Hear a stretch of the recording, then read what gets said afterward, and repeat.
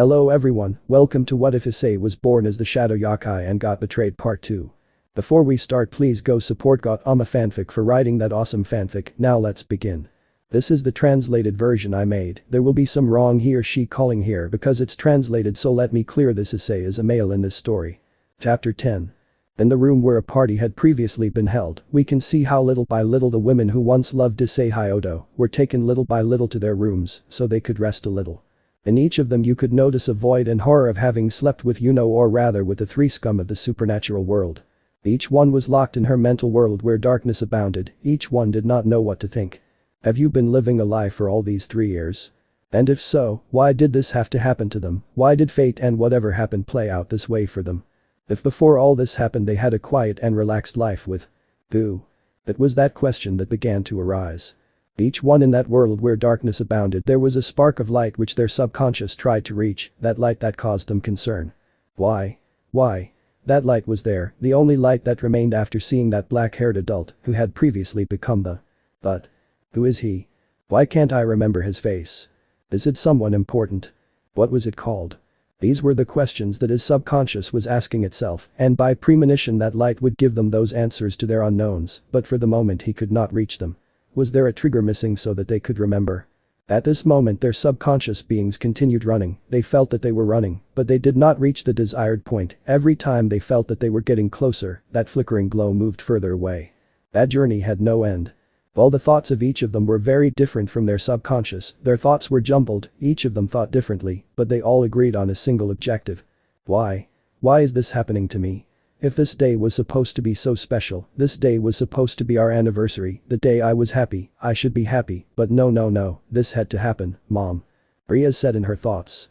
No, this can't be happening, no, this must be a lie, at some point I'm going to wake up, yes, this must be a dream. Sona said in her thoughts. This can't be happening, right? This is just a bad joke, it's just a bad joke. Zakaria thought while on her face you could see an expression of horror just like Sona and Ria's. This must be a dream. Laisha said in whispers while those who helped her leave only listened to her with sadness, since that was the only thing heard from the heiress Astrid. What did I do to deserve this? Is this my fault? How did I get to this point? Is this a bad turn of fate? Is this perfect life I had a simulation? The Belphegor heir questioned herself as she was carried away by a group of maids. Ravel Phoenix, at this moment, was unconscious, the only thing that abounded was her subconscious which continued running to the light that could take her out of the darkness that currently abounded in her mind. This can't be happening to me, no, my little sister couldn't protect you, nor did I protect myself, sorry, forgive me, I'm your irresponsible older sister, I'm sorry, help. Hiroka said quietly while she continued hugging protectively. Well, Kaneko didn't think anything. At the time when Kakebiel revealed the truth her mind completely disconnected, but her subconscious didn't. Like Kaneko, Asia Argento, her mind was disconnected. That shock caused by that revelation did not resist her. The only thing that predominated her mind were those memories where she bucked wildly with Yuno, which somehow made her react negatively. Since her subconscious was tormented by those memories she tried to escape and ignore that, but she could not do it in that world where there was only darkness. The memories tormented her, until out of the corner of her eye, she saw a small flash of flickering light. She seeing that quickly went to that light, but never managed to get there. But she would not give up, that light could be the only thing that got her out of this dark place. Meanwhile, a blue-haired girl with a green lock of hair was in a fetal position, begging for someone to help her or for someone to wake her up from this horrible nightmare. Unconsciously, she looked in the direction where the fierce battle between Kitsune and Dragon Beast had previously been broadcast. Help me, Ice. With Queen Citri things were a bit chaotic in a way since when she found out the truth her stomach couldn't hold it and she had gone to vomit into the nearest flower pot. She couldn't believe what she had heard. She had had Hex for 3 years with 3 scum that in the eyes of the factions were world enemies of the supernatural. She couldn't believe it. No, this can't be happening, no, help me. Tsubaki said in a low voice while at the time of asking for help she began to cry. The Mayu Leviathan had frozen at that moment. That news left her stupefied. She could not believe what had happened, her mind completely disconnected from her body, her subconscious in the same way. Well, that bright world that she had formed thanks to Yuno, darkened completely, the shine in her eyes had completely disappeared, in her gaze there was only emptiness. The maids who went to help her to get out of there had a hard time moving her, since she had been left in a state of total denial. Her subconscious told her one thing. No no no no no no no no no no no no no no. It was the only thing she said until she saw that light. The one who was once the mother of Issei Hyodo was currently crying on the floor while her supposed partner, the one with whom she shared several years of marriage, looked at her with shock, impression, sadness and anger. What his wife had done to him was priceless. She at this moment was grabbing her private parts while thinking. I'm dirty, I'm dirty. While outside you could only see her crying on the floor. This La Bale, Sarerg's mother, was currently being comforted by her son who was hugging her protectively. Why? Why? Tell me why this is happening to me, son. What did I do to deserve this? This law said, well Sarerg said nothing, since he knew the reason why he did not agree. After a couple of minutes where each of the girls present were taken or helped to leave there to go to their rooms in the underworld, the room was empty where a cameraman came out from a corner totally in shock. Since he saw with his own eyes that party where the paparazzi were not allowed to pass, but he somehow managed to infiltrate where he was, he saw a magic circle from where he was projecting a certain image, more specifically where the black-haired man transformed into a certain brown-haired man and then returned to the black-haired man, but this time with Kitsune features and taller. He didn't know what to do and quickly opened a magic circle to get out of there. Meanwhile the goddesses of Olympus and Nordic. Each of them had locked themselves in their room just like the matriarchs of the demonic houses. Each of them had mixed feelings of disgust, all they did was cry, it was the only thing they could do at this moment. The mental damage was already done, that revelation was too much, even though they had been alive for a long time, this was the straw that broke the camel's back. Like all of them, their subconscious was transformed into darkness, a total darkness, an endless darkness from which they will not be able to escape easily. Meanwhile in a cave outside Grigori. A certain silver-haired girl was crying deep inside the cave, while a certain celestial dragon was comforting her. The only noise heard in that place was the screams and moans of Valeria Lucifer, the proudest actor Yuko, loudest. Every time she remembered that revelation other memories came to her mind, which were of her bucking as if there was no tomorrow with Yuno. But unfortunately Yuno's image was not the one that was there, but it was the image of her grandfather Rizvan Livan Lucifer, just remembering how she asked him for more made her vomit from disgust. She couldn't bear the idea that she had fornicated with her own grandfather and two other disgusting beings. When she saw her hands, she felt an irresistible itch, so she began to scratch herself. As she scratched herself, little by little, she removed strips of skin. The marks of the divine dividing quickly appeared on her back, beginning to shine and then coming out of there in the form of a sphere, revealing a white-haired woman who looked at her wearer with concern and sadness. She quickly went to stop her, stopping the silver-haired girl from hurting herself. In a protective manner, the girl hugged the demon while telling her. Calm down Valeria, everything will be fine, calm down. She consoled the white-haired girl, while Valeria seemed to calm down while in her mind the darkness that had been generated was getting darker, darker and darker it became. And no one will be able to get her out of there, the only one who could have helped her was the one she had once fallen in love with first, and not only because she faced him, and because of his defeat she was attracted to him, no, but that boy who stole her heart with facts and actions, the one who once changed for another and betrayed him. I am Hyodo. But he was no longer in this world, but someone else had returned in his place. Meanwhile in the dimensional gap. We can see how the Ouroboros dragon was sitting on a pair of rubble, while small tears came out of her empty eyes like infinity which did not stop. In the distance a great red dragon was passing by until it fixed its attention on that lowly, recognizing her instantly since together with her, it shared the top and the strongest existences. So he decided to go see her starting to transform into a red-haired boy, contracted the same color. Infinite, what's happening? Asked the red-haired man. Nothing is happening, said Office stoically, please leave me alone, begged the dragon. The red-haired boy, upon hearing that and without saying anything, put one of his fingers on Office's head, seeing what was happening and what he saw he didn't like at all. Shock and worry could be seen in Great Red's expression, since when he entered Office's mind he saw her memories, and what worried him was that in her mind the darkness consumed everything in her mind, leaving an indescribable void. So without saying anything he got up from where he was sitting since he was previously sitting next to Office. I'm sorry, Infinite, I hope you recover soon, see you, okay? Said Great Red hurriedly while in front of him he opened a dimensional gap to who knows where. Leaving the dragon alone again, who was immersed in her thoughts. What is this that I feel? Why does it hurt so much? Why can't I stop crying? Perhaps. Is this sadness? Was this part of what he taught me? Wait. Who am I talking about? As Office became more immersed in her thoughts and began to question herself, little by little a light began to emerge from that dark place where her subconscious lived, which when she saw that light, she wanted to reach it but couldn't, so she tried again but couldn't, thus beginning a cycle where she tried to catch that light. Meanwhile with Tiamat and Urza. Both dragons were similar, each of them went to where their home used to be, a place where they could release those negative feelings that were beginning to consume them for knowing the truth. Each one regretted what she had done, or rather, for knowing the truth, since when they found out about it, their stomachs turned and they began to feel dirty, they could not believe that truth. Her beloved was three scum, who once tried to destroy the factions, the worst of the worst, and they had slept with him. Each of them could only lament, while their world collapsed because of the well-crafted lie that lasted 3 years, their subconscious slowly darkened, negative thoughts flooded them, and they began to get out of control.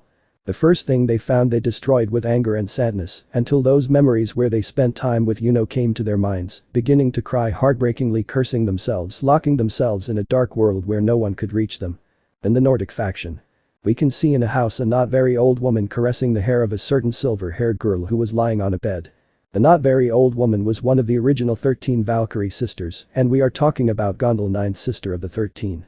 She looked at her granddaughter with sadness, since she found out thanks to Odin what happened at that party. "Oh my girl, look how you are, I can't imagine the sadness you must feel, but I had warned you, was not a good match, you look so excited when telling me about him. Size, what's going on in your mind? What are you thinking?" Gondel said in a low voice while he continued to caress Rasus's hair. Well, terrible things were happening in her mind according to his perspective. We can see how she was curled up on the floor crying, the memories of overwhelmed her, every time she saw one of those memories it disgusted her, since most of the memories were of her having sex with him anywhere they could. She couldn't stand to see those memories, between the disgust, the urge to vomit and the tears that came out of her, little by little her dream world became dark. She was still sitting in the middle of all that immense darkness, the brightness of her eyes slowly fading, while little by little, she remembered that cursed revelation. The only thing that could be heard in that dark space were the sobs of the silver-haired girl, and all this time she had lived her life alongside the 3 greatest enemies of the factions, each one of them transforming into the one who stole her heart, but now there will only be pain and suffering. But the fallen angels. The cadre Penemu had been taken to her room, a lifeless face could be seen in her at this moment, she was in an emotional shock where sadness and displeasure abounded more. That revelation was very unexpected, despite being a woman with years of experience mentally trained to resist and see anything, this time she did not resist. Just remembering how transformed into Kakabiel, an old battle companion and a wretched bastard who tried to start a war, made her cry. Tears began to flow from her lifeless eyes, and just like all her harem sisters, her subconscious became dark, being surrounded by more than just darkness, but not in its entirety since a light was there, slowly fading away. The cadre's subconscious, seeing that with its lifeless eyes, got up from the floor where it was previously in a fetal position, to go see what that light was. Will this be my salvation? Will this be some sign to make those bad memories with disappear? More questions arose from the cadre as she slowly walked towards the light, but the path was endless, she felt like she was not moving forward, so she tried to run, but still couldn't, so without further ado, she would continue trying to reach him, wanting to hold on to what could possibly be a way out of this bitter moment. Elsewhere in Grigori. We can see how the priestess of lightning was lying on a bed, while Barakwi looked sadly at his daughter who began to cry in her sleep. When he saw that, the only thing he did was hug her. He knew that right now his daughter would need a lot of help, especially because of the condition that could have caused her, truth be told. "Hey, my daughter, how can I help you?" It was the fallen man's question said to the air, while a treacherous tear came out of one of his eyes. Meanwhile in Akeno's mind, she had gone into total denial, the memories she had formed with were blocked from her mind, leaving it completely blank. But still the darkness enveloped her, only in that sad place could you hear Akeno's screams and cries while she was lying on the floor hugging her legs, and so she would stay crying and lamenting. The rest of the women are a similar case or rather the same, what they are is Lefay, Irina, Gabriel, Griselda, Ilmenhold, Valerie Tapes, Lady Citri, Lady Agares, Lady Asterid, Lady Phoenix, Benelana, Bryphia. They could only regret the truth behind they could not bear, the idea that that kind boy who pleased them in everything and treated them like real ladies was only a disguise for 3 disgusting men to sleep with each one of them was more than a disgusting idea. Each of them felt dirty and disgusting as they began to feel the aura of those 3 in them, which caused them paranoia and horror. In general, they all had something in common. Their subconscious was surrounded by a great darkness that would be difficult to get out of over time. But for some of them, those who were present at the time when Kurobara revealed that he was Issei in some way, a light emerged in that darkness, which could be a way out for them from that darkness. But it will not be easy to reach the light, since everyone who tried to get closer to that glimmer of hope was unable to reach it. It was an endless advance that seemed close, but in reality was out of reach. While in the Yokai faction. In a room of the royal castle, we can see how a certain Kitsune was being treated by a doctor, since on his neck there were slightly deep bites where a slight amount of blood came out of them. The doctor who was treating Kurobara was the same one who had treated Ari. Kunu, Yasaka and Ari had arrived at the place, helping her friend to stand, since she still has not fully recovered from energy exhaustion. Kurobara, seeing this, greets them with a big smile, which they gladly receive and return the greeting. Dad, you were great. Your Kitsune form is bigger than my mom's by only about 15 meters, and wow, you look good, Dad, Kunu said excitedly, making everyone smile, even the doctor. Aha, complains in pain. Thank you, my little one, and how are you, my loves? Said Kurobara while watching her daughter take a refined lady posture, taking a leader attitude. That brought a smile to Kurobara, who saw how his daughter, despite being 20 years old, was still a puppy, since for the human world, 20 years is already being old, but for the Youkai that age is barely a puppy, but returning to his loved ones, they answered him. We're fine, honey. Kurobara just nods and then waits for the doctor to do his job, while his loved ones wait for him in that room. The doctor, seeing this, just laughs again and says out loud, what a good family your next child will have, Kurobara-sama. Yes, true, I hope to have a new son or daughter in the future, said the Kitsune with a big smile, while the doctor finished treating him. No, my lord, what a good family your future offspring will have, since one is on the way, more specifically Miss Ari, said the doctor with a shabby face. Huh? Said Kurobara. Huh? Said Yasaka. Huh? Said Kunu surprised. Huh? Said Ari surprised while holding her belly. Chapter 11. The month has passed since the Triple Trouble attacked the Youkai faction in the eyes of the supernatural world, resulting in the Youkai faction being declared the winner. The news had spread quickly since first of all the leaders of each allied faction gave the news of the events to their people, clearly omitting the part in which Issei appeared transforming into the Black Kitsune and the tragedy of the girls in Yuno. Before that, a meeting had been held between the leaders of the alliance. The topic to be discussed was, how would they tell their people what had happened at that party? Everyone had agreed on what was going to be said about those events. It should be noted that days before the Triple Trouble attacked the Youkai, the entire supernatural world knew about the existence of this terrorist criminal group, and the news that this group had been led by 3 enemies from the past surprised everyone, and even more so knowing that they had attacked the Youkai faction was more than surprising, but how was it narrated by the leaders? Well, the statement went like this. During the attack of the terrorist group Triple Trouble on the Youkai, it was revealed that Kitsune Kurobara, general of the Royal Youkai Army, is still alive, and during the events that took place that day during that meeting, he was the one who killed the Beast of the Apocalypse, as well as the 3 leaders of this organization.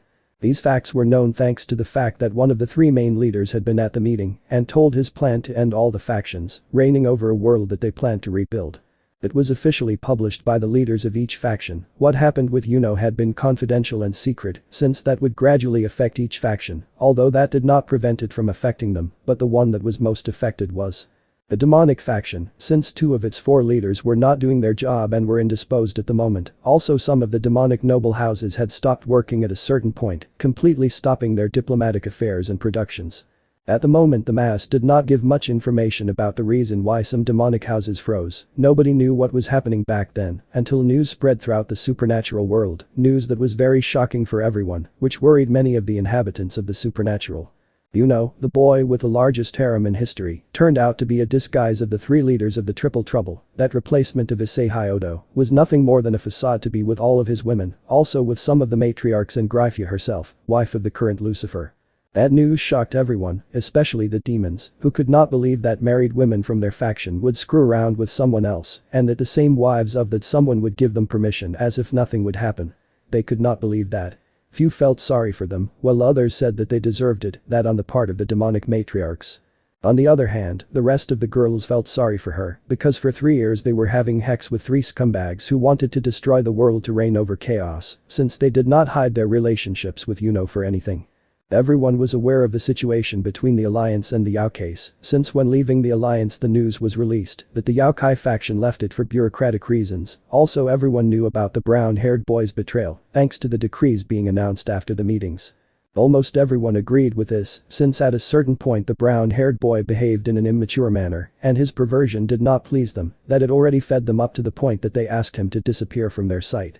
Some disagreed with that decision because how would they do that to the greatest hero of the factions, but they did not say anything because there were few people who thought that, and if they said it publicly, they would possibly be treated as minorities, so it was better to keep their words to themselves. The leaders, upon learning of this, had scheduled a meeting for a few days to discuss the issue and how they were going to take action in this matter. Luckily for them, the most important news had not been spread yet, since they first wanted to know exactly what had happened with Kurobara and Issei, if they were the same person or not, but for now they would wait until the meeting to talk about it and a more delicate subject. In the Youkai faction. Throughout this month, things had been going normally. The Youkai had been perfectly defended by the royal exercise, since the training that used to be put in place thanks to Kurobara had been resumed again. Everyone was better trained thanks to the return of this one. Also during this time it had been revealed that the sub-commander of the Youkai army was pregnant with Kurobara's child and she was congratulated for it. Kurobara had once again taken his place as hero of the Youkais. That feat achieved by him was more than great, being in the top 2 of the strongest existences only below Office and Great Red. Yasaka, a month after the attack had been repelled, had a little more paperwork. Among those piles of paper had received 4 alliance requests from the factions. Egyptian, Aztec, Japanese, Buddhist. That impressed Yasaka too much since she was not expecting that type of paperwork for the moment. After reviewing each of the applications in detail, she decided to finish for today and go take a break with her daughter, friend and loved one, since by this time they should have finished their homework, so she headed to the place where they normally spend their time. Upon arriving at the place, she could see how her daughter was with Ari caressing her stomach, laughing lightly, knowing that she will soon have a little brother or sister, in the same way Ari caressed her stomach with happiness, since she was going to have her beloved's baby. While Kurobara was reading a book with his glasses on, the title of which was How to Take Care of a Baby. Yasaka laughed lightly upon seeing that and slowly walked towards her beloved. Upon noticing her presence, he decided to raise his gaze slightly to see his beloved and then greet her with a smile. She gladly returned the gesture. She also greeted her friend companion and her daughter, who gave her a hug and then returned to Ari. After that, the eldest Kitsune went to sit next to her beloved and lie on his lap and then began to receive caresses from her husband which she received gladly. She wanted to take a break after the hard work she had in her office and resting next to her beloved is more than satisfactory. Everything was a great silence until it was broken by the black Kitsune. How did it go, love? Kurobara began speaking. The day's work was very tiring, the blonde replied. Anything special that has happened in my life? Asked the black-haired man. I thought yes, I received 4 alliance requests. In fact I wanted to talk to you and Ari about the subject, said Yasaka, while she slowly fell asleep from the pampering of her beloved. Kurobara, upon hearing that, stopped reading his book to listen to his beloved. Ari, upon hearing that, also paid attention to listen to what Yasaka had to say, while Kunu began to read a book in the same way as her father with her glasses and everything. The title of the book was How to Be a Good Older Sister. And who requested the alliance? Kurobara asked curiously, fearing that they were some of the alliance factions. Complains about sleep. The 4 factions are the Egyptian, Aztec, Japanese and Buddhist, said Yasaka, while getting up from her beloved's lap to sit up straight. Wow, the Aztec faction, I thought it had disappeared after its kingdom changed its religion because of the Spanish, said Ari surprised. Thinks how curious, and what plans do you have, my love? Are you going to accept the alliance? Kurobara asked curiously while grabbing his wife's hands. I don't know honey, as I said I would like to see the pros and cons so I can come to a final decision, Yasaka answered while resting her head on Kurobara's shoulder. We'll have to look into that in more depth, but let's do it tomorrow, since today was a very tiring day, Ari said tiredly as she got up from her seat and walked towards Kurobara to sit on the free side of him and do the same action as her friend. Both women quickly fell asleep as they lay on their beloved's shoulders. Kunu, so as not to be alone, sat on her father's lap to begin reading her book. Kurobara had once again resumed his reading, holding the book he was reading with one hand and stroking his daughter's head with the other. Alliance meeting room. All the leaders of the alliance had gathered to talk and inquire about some issues of utmost importance among them. Who is Kurobara really? Well, since we are here we will begin with this meeting, decree Michael. So, what shall we start with? Azazel asked. Well, with the most important thing, what happened with Issei and Kurobara, are they the same person? Or is he the reincarnation of the Kitsune? Auden asked seriously.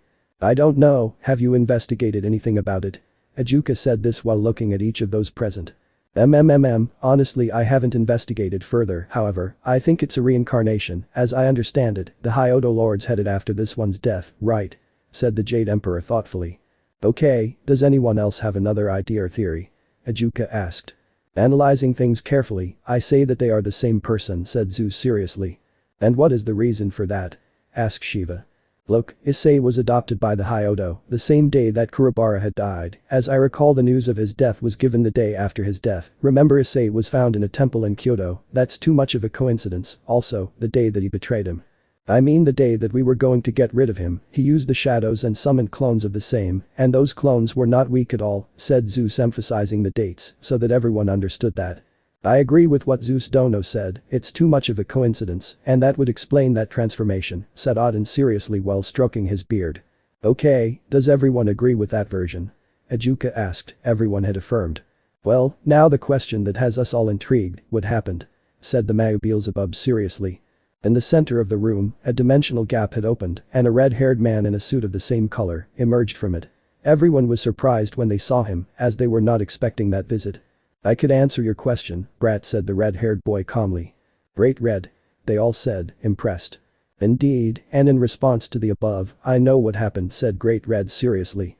Really, Red? How do you know? Shiva asked, interested in the answer. That's right, after the Infinite arrived at the dimensional gap, I approached her to see what was happening. When I arrived, I saw that she was crying. In her eyes there was emptiness more than usual. I asked her how she was, but she only answered me to leave her alone, so without further ado, I put one of my fingers on her head to see what was happening, but what I saw was… Well, you know, after that I quickly went to the Youkai faction, but when I arrived everything was already fine, so I decided to infiltrate that place to see what I could find out, and when I saw that black-haired man, I recognized him instantly. At first I was impressed since he should be dead, so I quickly began to investigate. Inquiring among all the Youkais, I learned that Kurobara had been betrayed by the Youkai Council, and that they had put 3 seals on him that suppressed power, race and memories. Also in the process they transformed him into a baby. So to rectify that I decided to travel back in time and rectify history, and that was the truth. I saw everything, from when they went to call him until the Hyodo lords picked him up as a baby, and Urza the celestial dragon got into his body. Great Red left impressing everyone since that was important information. So this isn't the first time that Issei, or rather I mean Kurobara, has been betrayed, right? Ejuka asked thoughtfully and feeling slight pity for that fact. Analyzing things well, were we the triggers for Kurobara to return? Azazel asked the heir while he was impressed. As things stand, apparently yes, Auden said sadly. Okay, knowing that now, what are we going to do with this issue? Since this includes the entire Youkai faction, or rather Yasaka-san, since they are married, Michael asked curiously while looking for someone to give him an answer. Let's not do anything for now, we have more delicate issues to deal with, Azazel said seriously. Well, we are not going to take up the topic of Kurobara for the moment, instead, how are the girls? Ejuka asked in general, except for the Emperor of Gate and Shiva, since in that aspect, no woman affiliated with his faction was affected by that. Well, first of all, you forgot that the vampire faction isn't here, right? Azazel said with sarcasm in his tone. Azazel, we all know that the leader of the faction was Elmental Karnstein, one of the girls who slept with you. Well, those 3, it is more than obvious that he was affected by it, and the second one capable of taking that position is the same way, said Michael with a tone of sorrow, while the last one referred to Valeria Teeps. Indeed, Michael, but leaving that aside, for my part, Akeno and Penemu have been being cared for by maids for the moment. No analysis has been applied. On the other hand, as for Valerie, I do not know how she is. The only thing I am informed about is that she is in a cave on the outskirts of Grigori. According to what I am informed, she is being cared for by Alba, the celestial dragon, said Azazel with melancholy, while he became sad just thinking about the state of the one he considers as a daughter. Well, for my part, Gabriel, Irina and Griselda are also being cared for by caregivers. For the moment I do not want to subject them to any analysis. For the moment they will continue to be cared for, said Michael, sadly remembering the lamentable state of each one. Here we are in the same way. Freya and Hela have not wanted to leave their room. The maids who attend to them say that they are very depressed, so they do the best they can, and Rasuis is being cared for by Gondel, her grandmother, so she is in good hands, said Auden, with a calm but thoughtful tone. My case is similar to that of Auden, Hestia, Artemis, Athena and Aphrodite. They are in their rooms only with their trusted servants. I don't know much about them since I've been busy with some matters, but from what I've heard, they are very depressed. Soon we will perform psychological tests to check their mental state, said Zeus seriously. Well, he said it seriously. Well, for us demons, the situation is slightly critical, since the girls and the matriarchs have not wanted to eat, their looks are empty and they speak little. We are waiting for a little more time for them to get over it a bit, so that they can also undergo psychological studies to review their mental state, said Ejuka, while remembering how Falbium suggested that idea to him. Okay, so all of them are currently still traumatized by that. I hope they get better soon, said the Emperor of Gade, while smoking a bit of his pipe. Yes, I hope the same, but changing the subject, does anyone know who leaked the information about what happened with Yuno? Michael said seriously as he looked at all the leaders. It could have been anyone, possibly someone managed to infiltrate the party without us noticing, said Michael, thinking about some possibilities.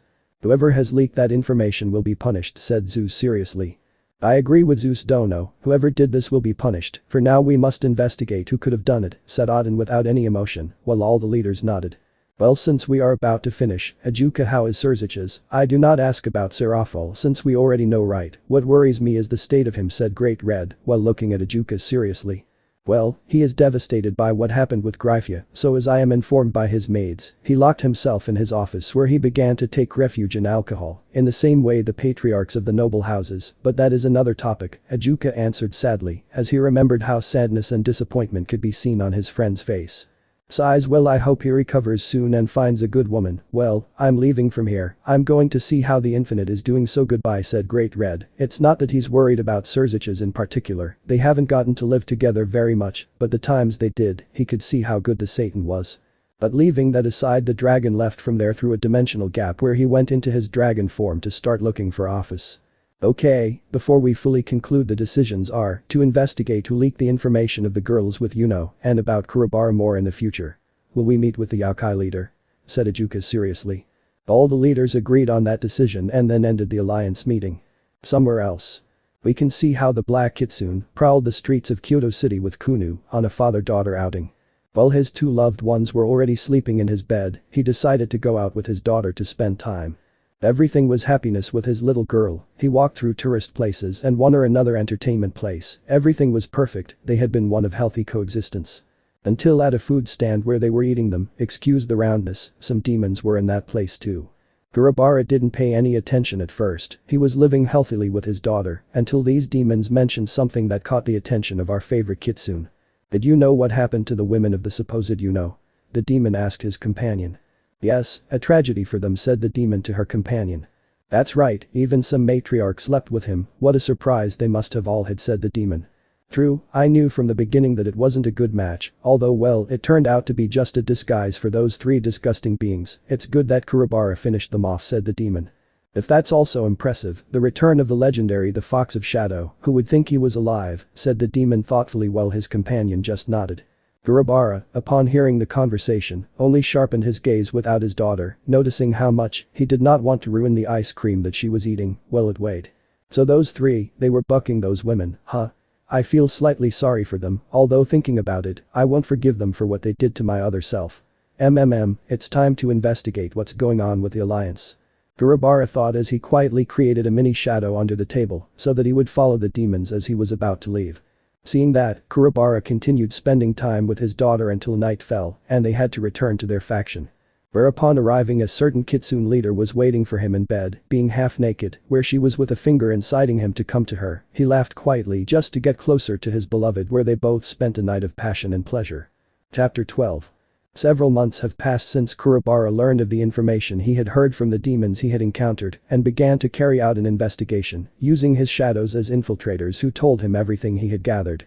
And the information gathered that his shadows were giving him was more than impressive, since the information was very detailed point by point more or less. What he had learned from his shadows was that the girls who betrayed and changed their other selves were left in a state of mental block, they tried to deny everything they had experienced with Yuno and tried to hold on to memories where they were happy, failing to do so since they could not remember those memories they were trying to hold on to. He had also learned that the demonic faction was going through a state of crisis as only 2 of its 4 leaders were actively operating, thus overloading the 2 active ones with work.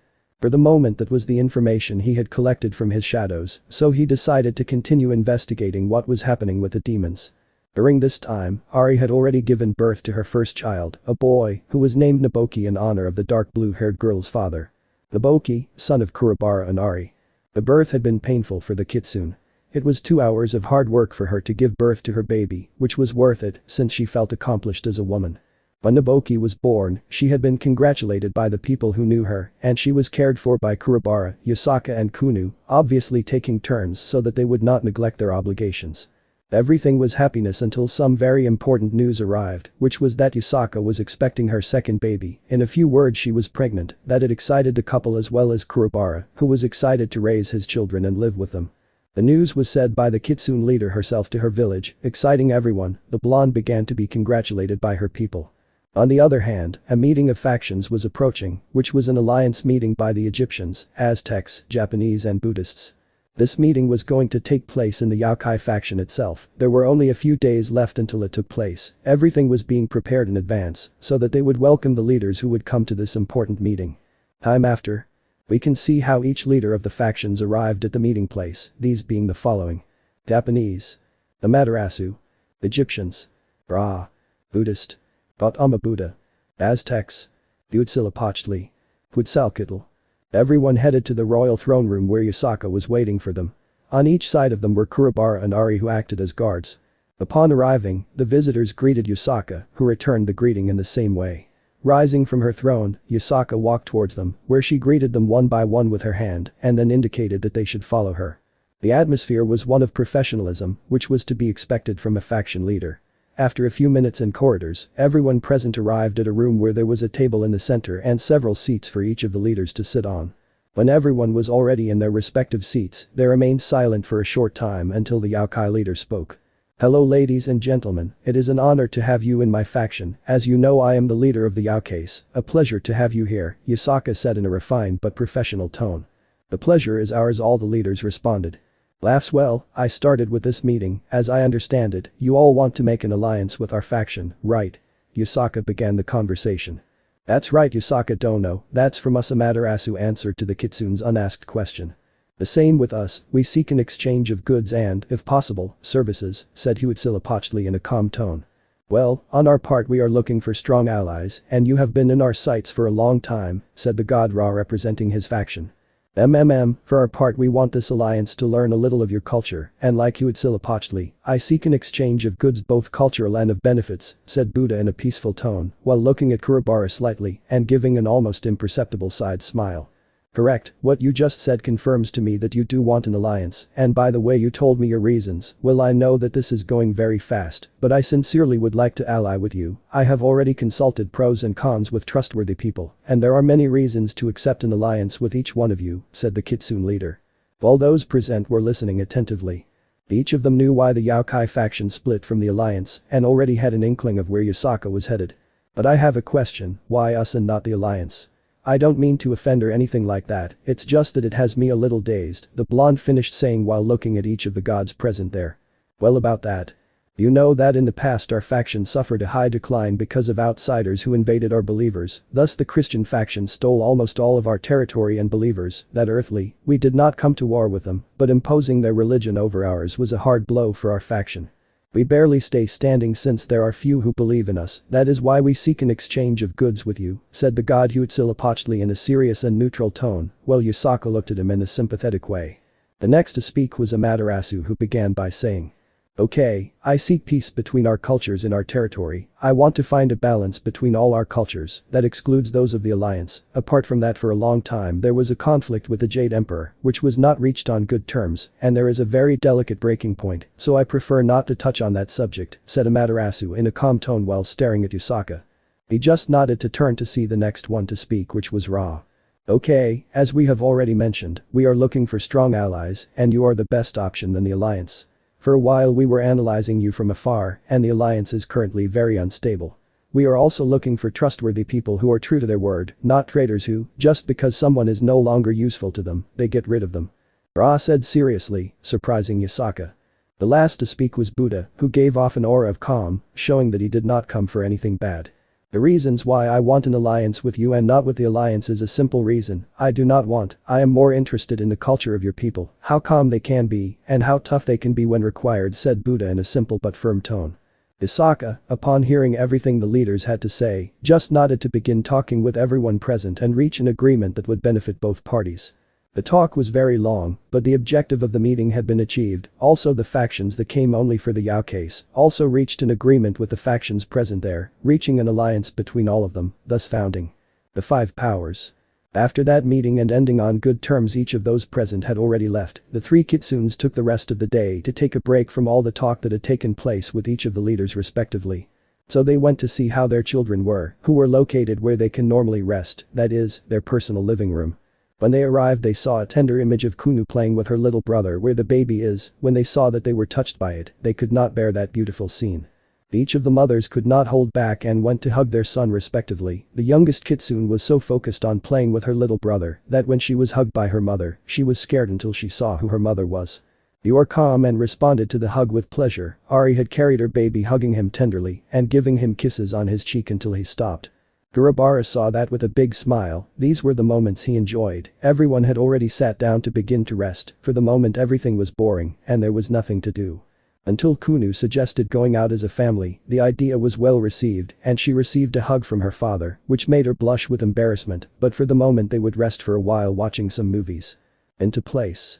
We can see how an alliance meeting was taking place after a month without meeting, as they were resolving matters of their faction and above all, ensuring the care of the girls whose mental state was deplorable. Each leader was already in place, only the leader of the demons Ajuka Beelzebub was missing to replace Urzich's Lucifer. Everyone was talking to each other until Ajuka arrived at the place, tired from so much work but at the same time worried about something. Some of those present already guessed why, but for the moment I will not touch on the subject since there was something moderately important ahead. Everyone was waiting for Ajuka to sit down until he got to his seat. Everyone was staring at him waiting for him to start the meeting, which started at Ajuka's direction. "Hello gentlemen, first of all I hope you are all well. Well, for the start of this meeting we will touch on the subject of the person who leaked the information. Does anyone in control of something last this period of time?" said Ajuka, expectant of that information. Everyone shook their heads, while Ajuka, seeing that, just nodded his head. "Okay, well, I'm happy to inform you that we found the culprit of the leaked information. Guards, let him in," Ajuka said in a serious tone at the end. That had surprised everyone until they saw two guards appear from a door carrying a man who was being subdued. Everyone present looked at him seriously while he began to feel afraid. He was placed behind Ajuka, who stopped looking at the demon. As you can see, after an arduous investigation, they were able to find him. This was the subject who leaked the information. "And turns to look at him, he was about to leak this," said Ajuka, taking a memory from his pocket where with a little magic an image began to project right at the exact moment where Kurobara's transformation to Issei is revealed and then back to Kurobara, but older and taller. Of Kitsune ranks. The leaders, seeing that information, their faces went from serious to completely angry. They turned to look at the demon, who was scared just by feeling the gaze of the leaders. "Damn demon, how did you have this in your possession, you wretch? At that party, people like you were forbidden to enter," said Zeus angrily. When the demon saw that, he jumped in fright and began to tremble with fear. Everything had fallen into a deathly silence, the leaders waiting for the man's response. "Speak," Auden ordered. The demon, upon hearing that order, began to stutter until little by little he began to speak fluently. I apologize for what I did, and how I got into the party was thanks to a fake invitation that I made. Passing through so easily, sir, get scared, that was all," said the demon with fear. The leaders sharpened their gaze upon hearing this. "So? Why did you record this? What did you want to achieve?" Michael asked without losing his patience. Of course he was angry, but he had to keep his composure. "I wanted what every person wants. I wanted to be famous and earn some extra money, plus this was exclusive. How could I not upload it? Achieve something that others couldn't. I saw the opportunity and I took advantage of it," the demon answered in a desperate and scared tone at the same time. "Did you think about the consequences of this before? Did you think you were going to get away with it without paying attention to the consequences? Did that not cross your mind?" Azazel said in a serious and sharp tone, emphasizing the last point. "To be honest, no sir, that didn't cross my mind," the demon replied heavily. Everyone looked at each other until Ajuka asked, "What do we do with him?" "I suggest that he should be frozen or left in a prison for a long time," Shiva suggested seriously while looking at the demon who, upon feeling the gaze of the god of destruction, sent a chill through his entire body. "Okay, is everyone okay with that, or is there any other suggestion?" Ajuka said, waiting for some other word from his colleagues, but the only thing he received was the nods of all of them, giving Shiva's idea as affirmative. "Okay, getting to that, guards," Ajuka called. "Yes sir, take him to the deepest part of Tartarus and freeze him," Ajuka ordered. Well, the guards followed the orders to proceed to take him away. At the same time the demon asked for forgiveness and mercy. "No, oh mercy, I beg you, forgive me. No," was the last thing that was heard in the room, while the doors through which the subject had been called were slowly closing. The leaders, hearing that silence, let out a sigh that they didn't know they had oppressed. "Well, now that I think about it, we didn't go overboard with that?" Michael asked. "I don't think so," Shiva replied. "I was going to suggest that they kill him, but, well, I thought about it and it's better to lock him up." "Well, poor devil, if he hadn't done that he would be free, but oh well," said Ajuka in a tired tone. Changing the subject, the last thing to discuss would be the girl's mental state, Ajuka said again, but instead of a tired tone, it became a serious and worried one, the same with the leaders, since the girls' results respectively were worrying. Does anyone want to start? Everything had been silent until someone had coughed to get Issei's attention. It had been Azazel who with a face would be said. I don't know how to start, since the data is very worrying. The psychologist gave me the results of the mental tests and as I said, they are alarming. Her mental state is hanging by a thread. The shock that the revelation about Yuno gave them made them enter a state of total denial, to the point that they became mentally blocked. That surprised everyone present or rather those affected in the same way since their result was similar, so they continued paying attention to those words of Azazel who continued speaking. This proved that she was locked in a deep void where darkness predominated, this described by Akeno as Penemu describes that same darkness, but there is an important change which says that in all that darkness, there is a flickering light about to disappear which she is trying to reach, but cannot. She describes it as the happy memories she once had with him. Without specifying a name she only refers to this subject as him. She tried to investigate further about this person called him. Some questions began to be asked about it, but they all led to the same answer. He is the one with whom I was once happy, a happiness that I did not take advantage of, a happiness that I completely forgot, forgetting what he looked like or what his name was. That said by Penemu, also with the magic tests the same conclusion was reached until they did one in specific, which was about her having to interact with some familiar objects, until she grabbed a necklace, where there was a somewhat peculiar reaction which she stared at it for a long time, starting to shed tears while little by little, she brought it closer to her chest and began to cry more. Then knowing that she began to investigate what that necklace was and the result is shocking, since the necklace was a gift from Issei or rather Kurobara, then it was concluded that Issei Kurobara was the trigger that took them out of that trance. He concluded by saying this about Azazel leaving the stone leaders, except for Shiva and the Jade Emperor, since that was the same result that had been concluded with some of the girls, more specifically those who had been conscious until the end in that transmission. Everyone began to debate the topic, discussing possible treatments for the girls. Ajuka was going to inform them of something even more shocking, until Azazel heard a communication circle in his ear. Yeah, well, huh. What do you mean she ran away? Go find her immediately. She couldn't have gone very far. Now Azazel said nervously. What happened Azazel? Asked Michael. I was informed that Penemu escaped from her room, she could not leave there yet, she is not mentally ready to go out into the outside world he said worriedly. Seriously? You don't want us to help you? Ajuka said worriedly. No, this is my business, you guys help the girls as much as possible, what happened with Yuno was too much for your minds, take care of them, said Azazel as he left from there to his faction. Leaving the room in a deep silence until a maid opened the door loudly looking for her leader while on his face, you could see the face of concern. Ajuka-sama we have a problem said the maid. What's going on? Ajuka asked while the maid left everyone present in silence. Somewhere else. In the city of Kyoto in the human world, we can see how a large family was living happily, it was none other than the royal family of the Youkais. They were walking through a park, everything was calm and relaxed until something unexpected happened. They had sat on a bench to rest for a while from the walk they had been doing for a while, until behind the black-haired man two female figures had appeared. The black-haired man had felt their auras previously, he thought that the demon and the fallen who were watching them would not approach them because of their presence, record error. Both wives of the black-haired man had sharpened their gazes, especially the blonde when she identified who the two women were who were behind her husband. Both women were Zenobia Korda and Penemu, one of the leaders of Grigori. Kurobara had looked over his shoulder at both women, without saying anything while sharpening his gaze, staring at both women intently. Everything was a deep silence until that silence was broken by one of the intruders, this being the purple-haired one. Hello Yasaka-san or should I say harem sister? Said Penemu with a tender smile so tender it was scary, informing that something was not right. Chapter 13. Silence. Iro was the only thing present in the environment, the arrival of both women had taken the Kitsune family by surprise. A smile appeared on Zenobia and Penemu's faces, for the simple reason that their great love was in front of them. Kurobara didn't say anything, he put on a neutral face without looking back. Previously he had glanced at both girls, but it didn't take him a minute to turn his gaze. He began to see how his loved ones looked with hostility at the women behind him, especially Yasaka, who had told him something he couldn't stand. How was it possible that he called her harem sister? Those two were nothing to his black-haired self. Everything remained silent until it was broken by a certain blue-haired girl. What's wrong Issei? Why didn't he turn to look at us? Zenobia said curiously, without receiving a response from the black-haired man. He still didn't say anything, he slowly got up from his seat while being watched by his loved ones, and the other two, when he was already standing he looked at Kunu. And with a silent indication, he ordered her to take Naboki to his faction, which the younger Kitsune understood and proceeded to go to Ari and grab her younger brother to take him away in a magic circle. With his children gone, Kurobara turned around to see both women, who upon witnessing this their hearts began to beat very fast, since finally after so much time they would be able to see their beloved Issei. Already face to face, the black Kitsune began to speak with a confused tone. Hello, good evening young ladies, I think you are confusing me with people, my name is Kurobara, I don't know who Issei is, I'm sorry. Both girls, upon hearing that, put on a shocked face since they were not expecting those words.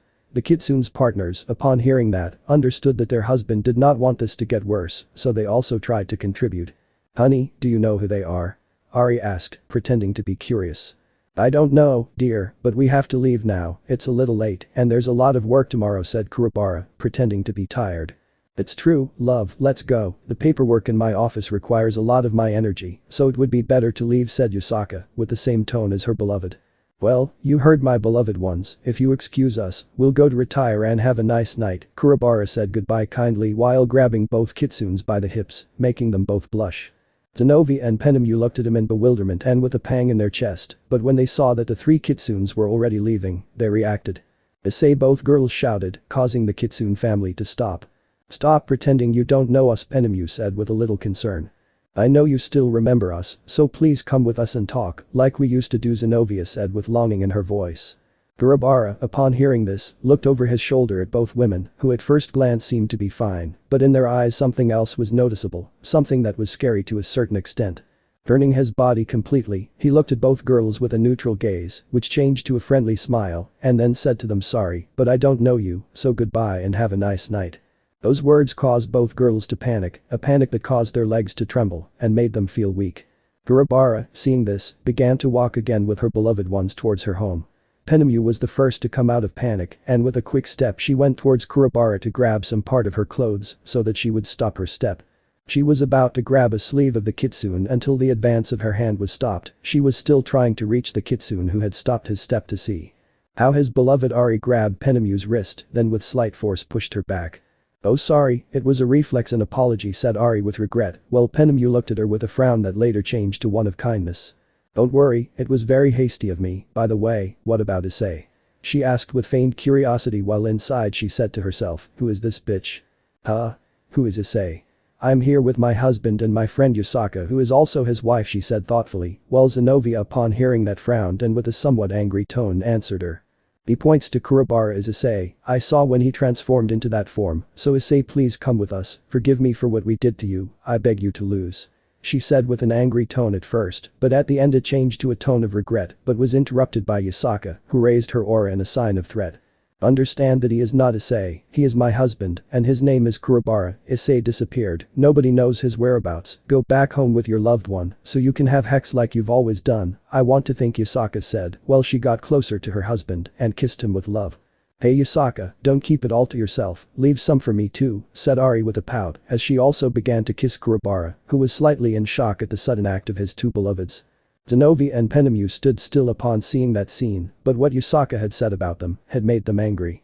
Don't say that again, he never existed, you only say that to keep Issei for yourself, said Penemu with some anger. For the last time, Issei, come with us, come with everyone else and let's fix this, let's be that big family again, come back with us to be there just for you, and maybe make up for lost time with your big harem, and you, she said at the beginning with a plea, but in the end she said it in a lustful tone which both Kitsunes didn't like. There was no response from Kurobara, he just sharpened his gaze against both girls, but then relaxed his gaze, then without saying anything he began to leave from there after his loved ones who began to follow him. Seeing that, Zenovia put on a lost look, negative emotions were beginning to dominate her as well as Penemu. They wanted Issei at all costs, their happiness depended on it, and that two women would keep him for themselves was unforgivable from their point of view, they also needed him to be happy again. In a quick movement, Zenovia summoned her ex-Durandal to launch herself against Yasaka, ready to hurt her.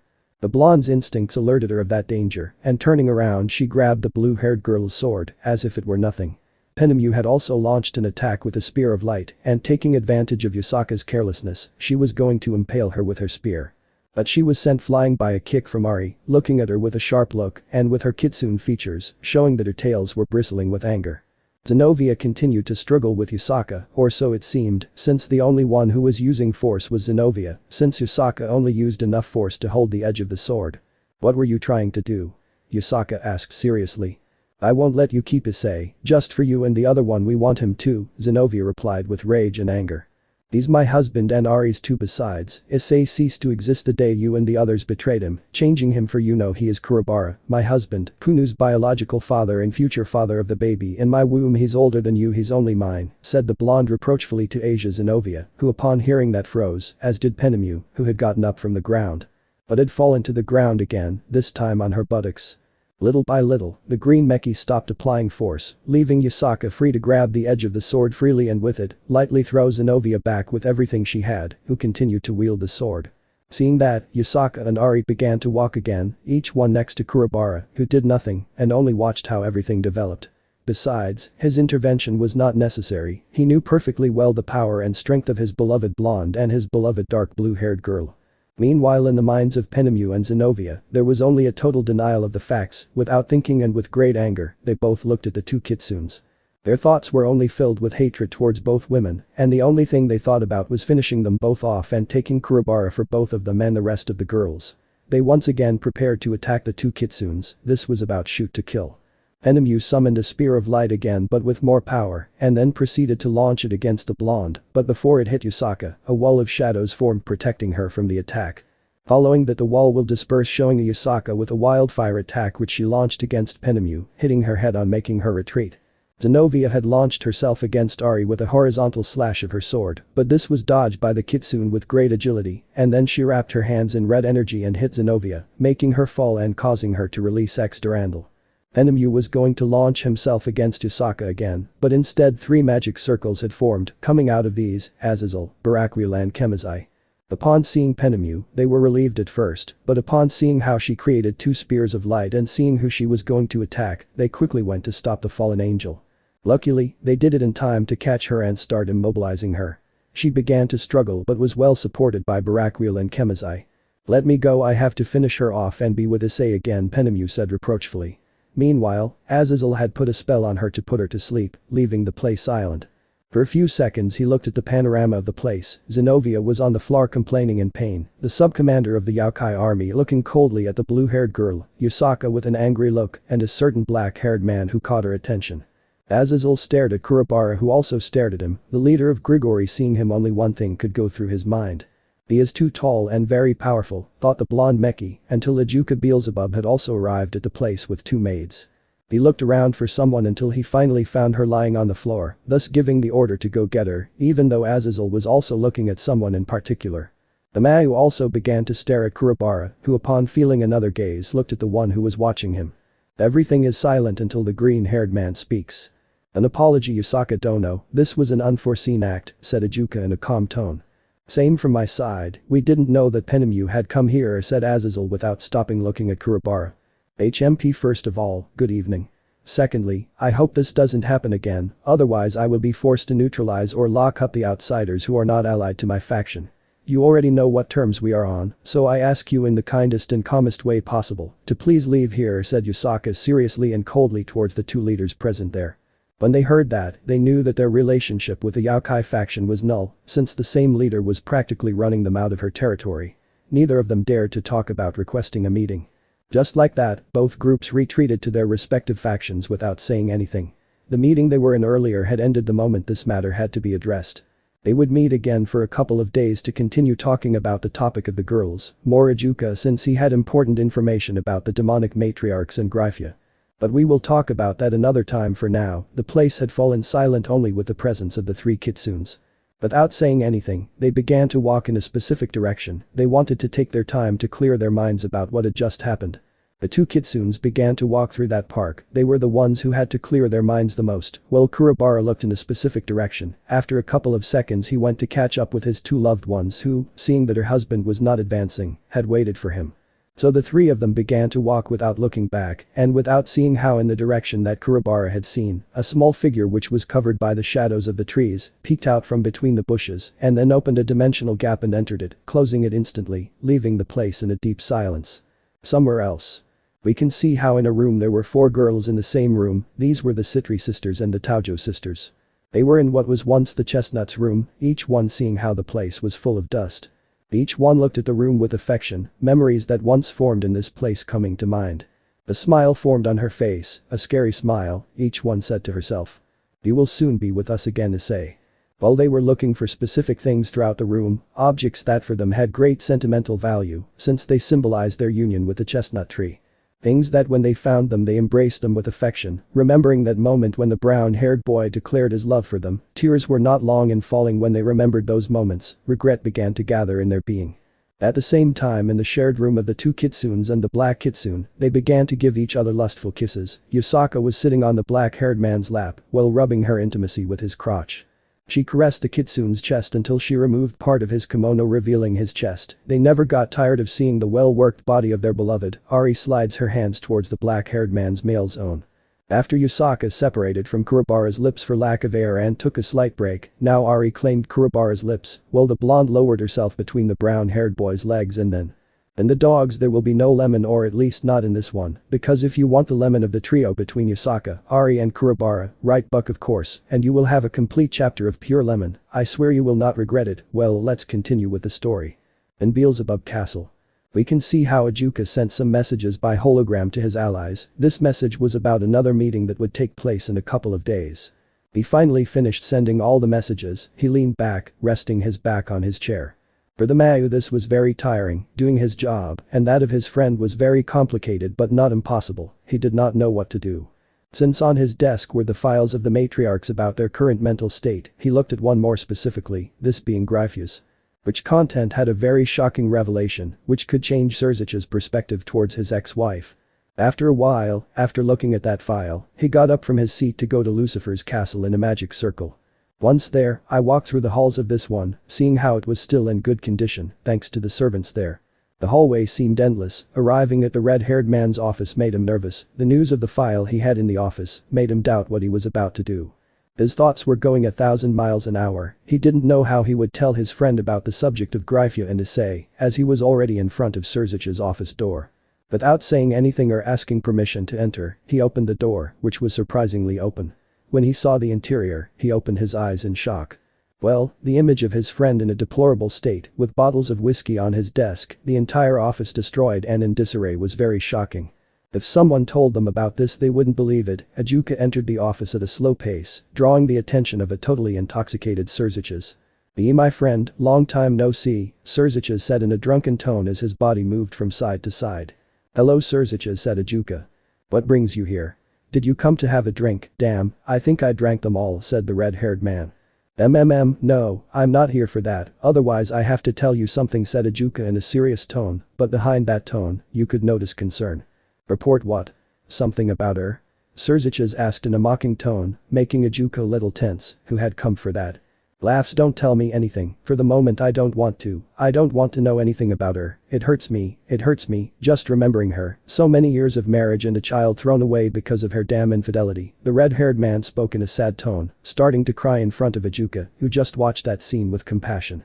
"Tell me, Ajuka, what did I do wrong? I was never unfaithful to her, I had the opportunities, but I never took them, my body and soul were given to her, sniff sniff, and she betrays me, This will be a punishment for betraying Issei-kun, he would never have done that to me, instead this bastard or rather bastards bucked my wife," said Surzich's sleepily, while little by little, he fell into the arms of sleep. While Ajuka didn't know what to say, he saw how his friend companion was suffering, and he quickly discarded the objective for which he came. To then make a decision, which was to help his friend, calling a couple of maids to clean the place while he carried his friend to take him away, leaving a folder on the desk with the name Gryphia. Chapter 13.5. In Yasaka's room, Ari and Kurobara. An aura of lust could be felt in the air, only the sound of kisses full of love and lust could be heard at the sight. Lemon skipped. And so on throughout the night, Kurobara alternated between his 2 loved ones, not neglecting either one, just because it was one night and they were doing it for pleasure, because if it were their mating season, they wouldn't leave the room for the whole season. Chapter 14.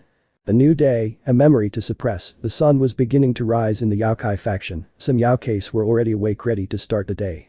While in a certain room of the royal castle, we can see how a man got out of bed, while 2 women were still lying down.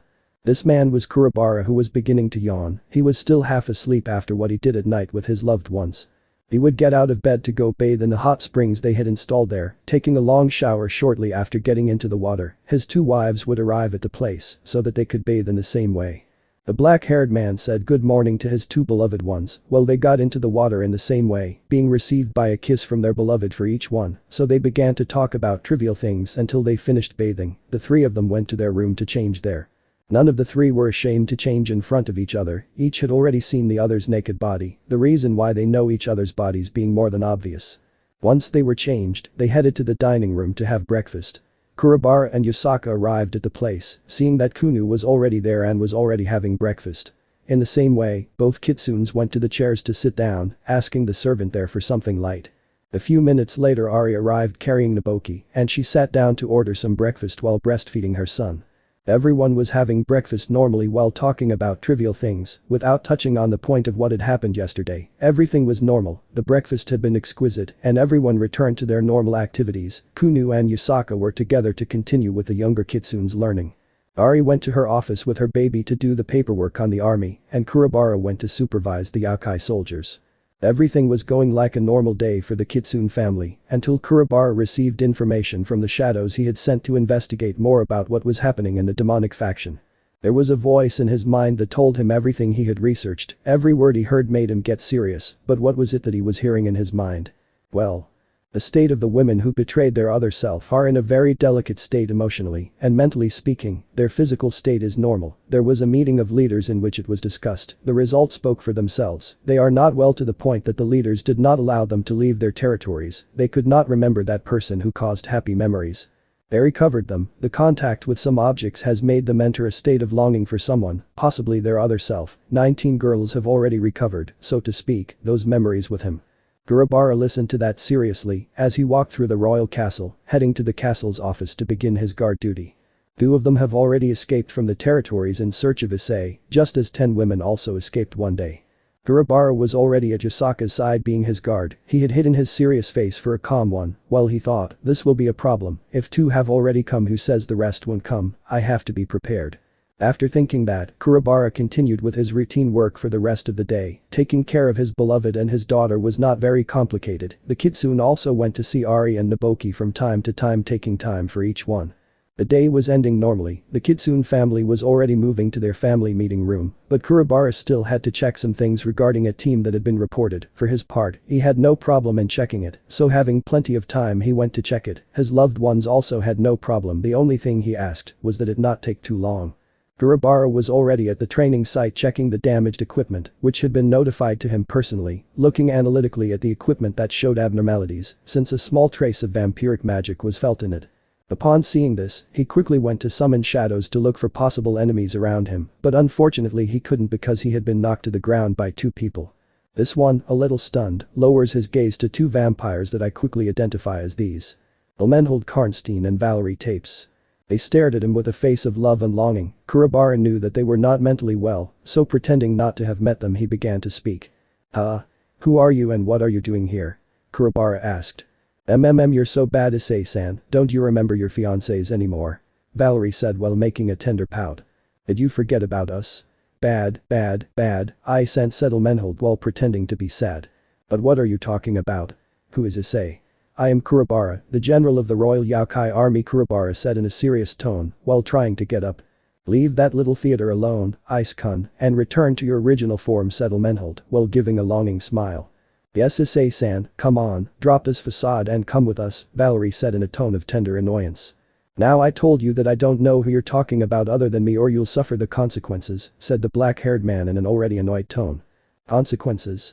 Come on, Issei-kun, we know you would never hurt us, so please let's get out of here. I'm already starting to get dizzy with the nauseating smell of the Kitsune, said Elmenhold in an indifferent and slightly superior tone. The black Kitsune, upon hearing this, was enraged as this 4th-rate vampire dared to look down on his people, so raising his hand over his shoulder, he made his claws grow, and with a lifeless look, he was about to end the life of the leader of the vampires. But she couldn't do that because both vampires were sent flying by a kick from a certain dark blue-haired girl. Ari arrived at the place, and it was noticeable that she was angry, although that word falls short for her, since she was enraged by 2 things. 1. How dare those 2 grab what was theirs? 2. How dare he despise his race? Kurobara got up from the ground. He angrily saw the direction in which the two vampires had been thrown. They still hadn't left where they were thrown. Are you okay, love? They didn't go too far with you, Ari asked in a worried tone, but still with that anger that was latent. Yes love, don't worry. He gives her a kiss, Kurobara said in a calm tone while after the kiss, he joined his forehead with the Kitsune's. Meanwhile, both vampires left the place where they were thrown with great anger, looking directly at the person who caused that event. In an angry tone, you damn flea-ridden bitch, how dare you do this to us, Edelmenhold, while her teeth began to become sharp and with the pupils of her eyes dilated. Ha! How did you call me a blood-sucking whore, Ari said angrily, while her 9 tails bristled with rage, and just like the vampire, her eyes dilated and her teeth sharpened as an extra, her nails became claws. Damn you, call me that again, and I swear you won't live another day. Turns to look at Kurobara. Issei-kun, let's go, ordered Edelmenhold while Valeria stood beside her. There was no response from the black-haired man, thus annoying the two vampires. In the same way, the Kitsune's pupils dilated while his tails moved violently. Didn't you hear Issei? Let's go now, Valeria ordered while veins began to form on her forehead. My name is not Issei, I am Kurobara. How dare you disregard my wife, you will pay the consequences, Kurobara said in an angry tone while he was going to lock them up with his shadows, but he was stopped by Ari. Honey, please leave this to me, Ari said in a furious tone which was hidden by a kind smile from the woman.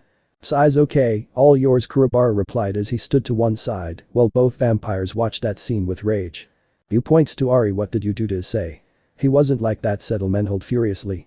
Yes, before, it wasn't like that with us, you damn flea-ridden dogs changed it so that he wouldn't be with us, right? Give us back our beloved to how he was, said Valeria in a sharp tone while she prepared to attack. Huh?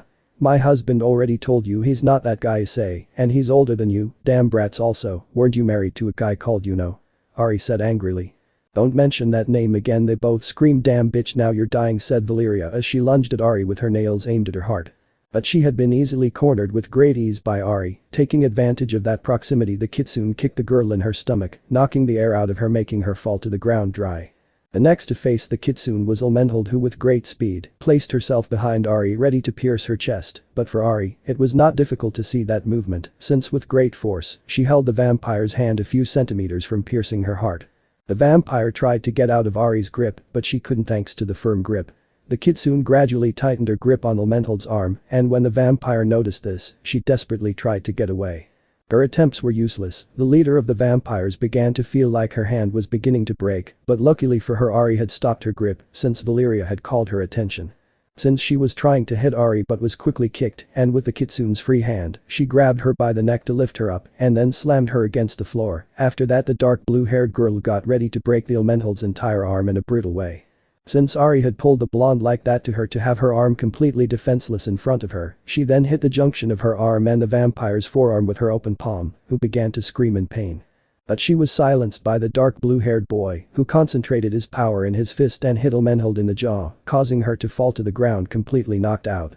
While Ari watched the leader of the vampires fall to the ground, Valeria got up from the ground in total pain, but her time stop did not last long as Ari again grabbed her by the neck to once again lift her up and slam her to the ground. Ari looked at Valeria coldly while she was still on the floor, conscious. Aren't they superior? First they tried to take my husband and then they tried to make fun of my race. I won't forgive them, Ari said in an emotionless tone. While Valeria once again got up from the floor with difficulty, at the same time she also raised her eyes, looking directly at the Kitsune with a furious look. Brought you flea bitch, the vampire screamed, but she had been knocked out by a big blow to the head given by Ari, who had charged her fist with red energy. The place was silent. Kurobara had seen how the two women had been easily eradicated by his beloved Ari, not for nothing was she his second in command of the Youkai army. He slowly approached his beloved to calm her down, since she could still be seen angry, but with a hug and a kiss from him, it was more than enough for her to calm down. Calm down, it's over, Kurobara said in Ari's ear. Let's go, we've already taken too long. Ari just nods and then asks, what are we going to do with them? About that, snaps his fingers summoning shadow clones. They will be in charge of taking them to their faction, said Kurobara, while the two summoned shadows grabbed each girl and took them away from there. Ari, seeing that, just gives a sigh of tiredness, and unexpectedly she was surprised by her beloved, who began to carry her in a bridal way, thus making the Kitsune laugh a couple of times. From one moment to the next he had changed his attitude as if the previous thing had not happened, thus leaving that place completely alone. It should be noted that where he was there was no roof, since in the place where the damaged equipment was a huge shed which was used for training.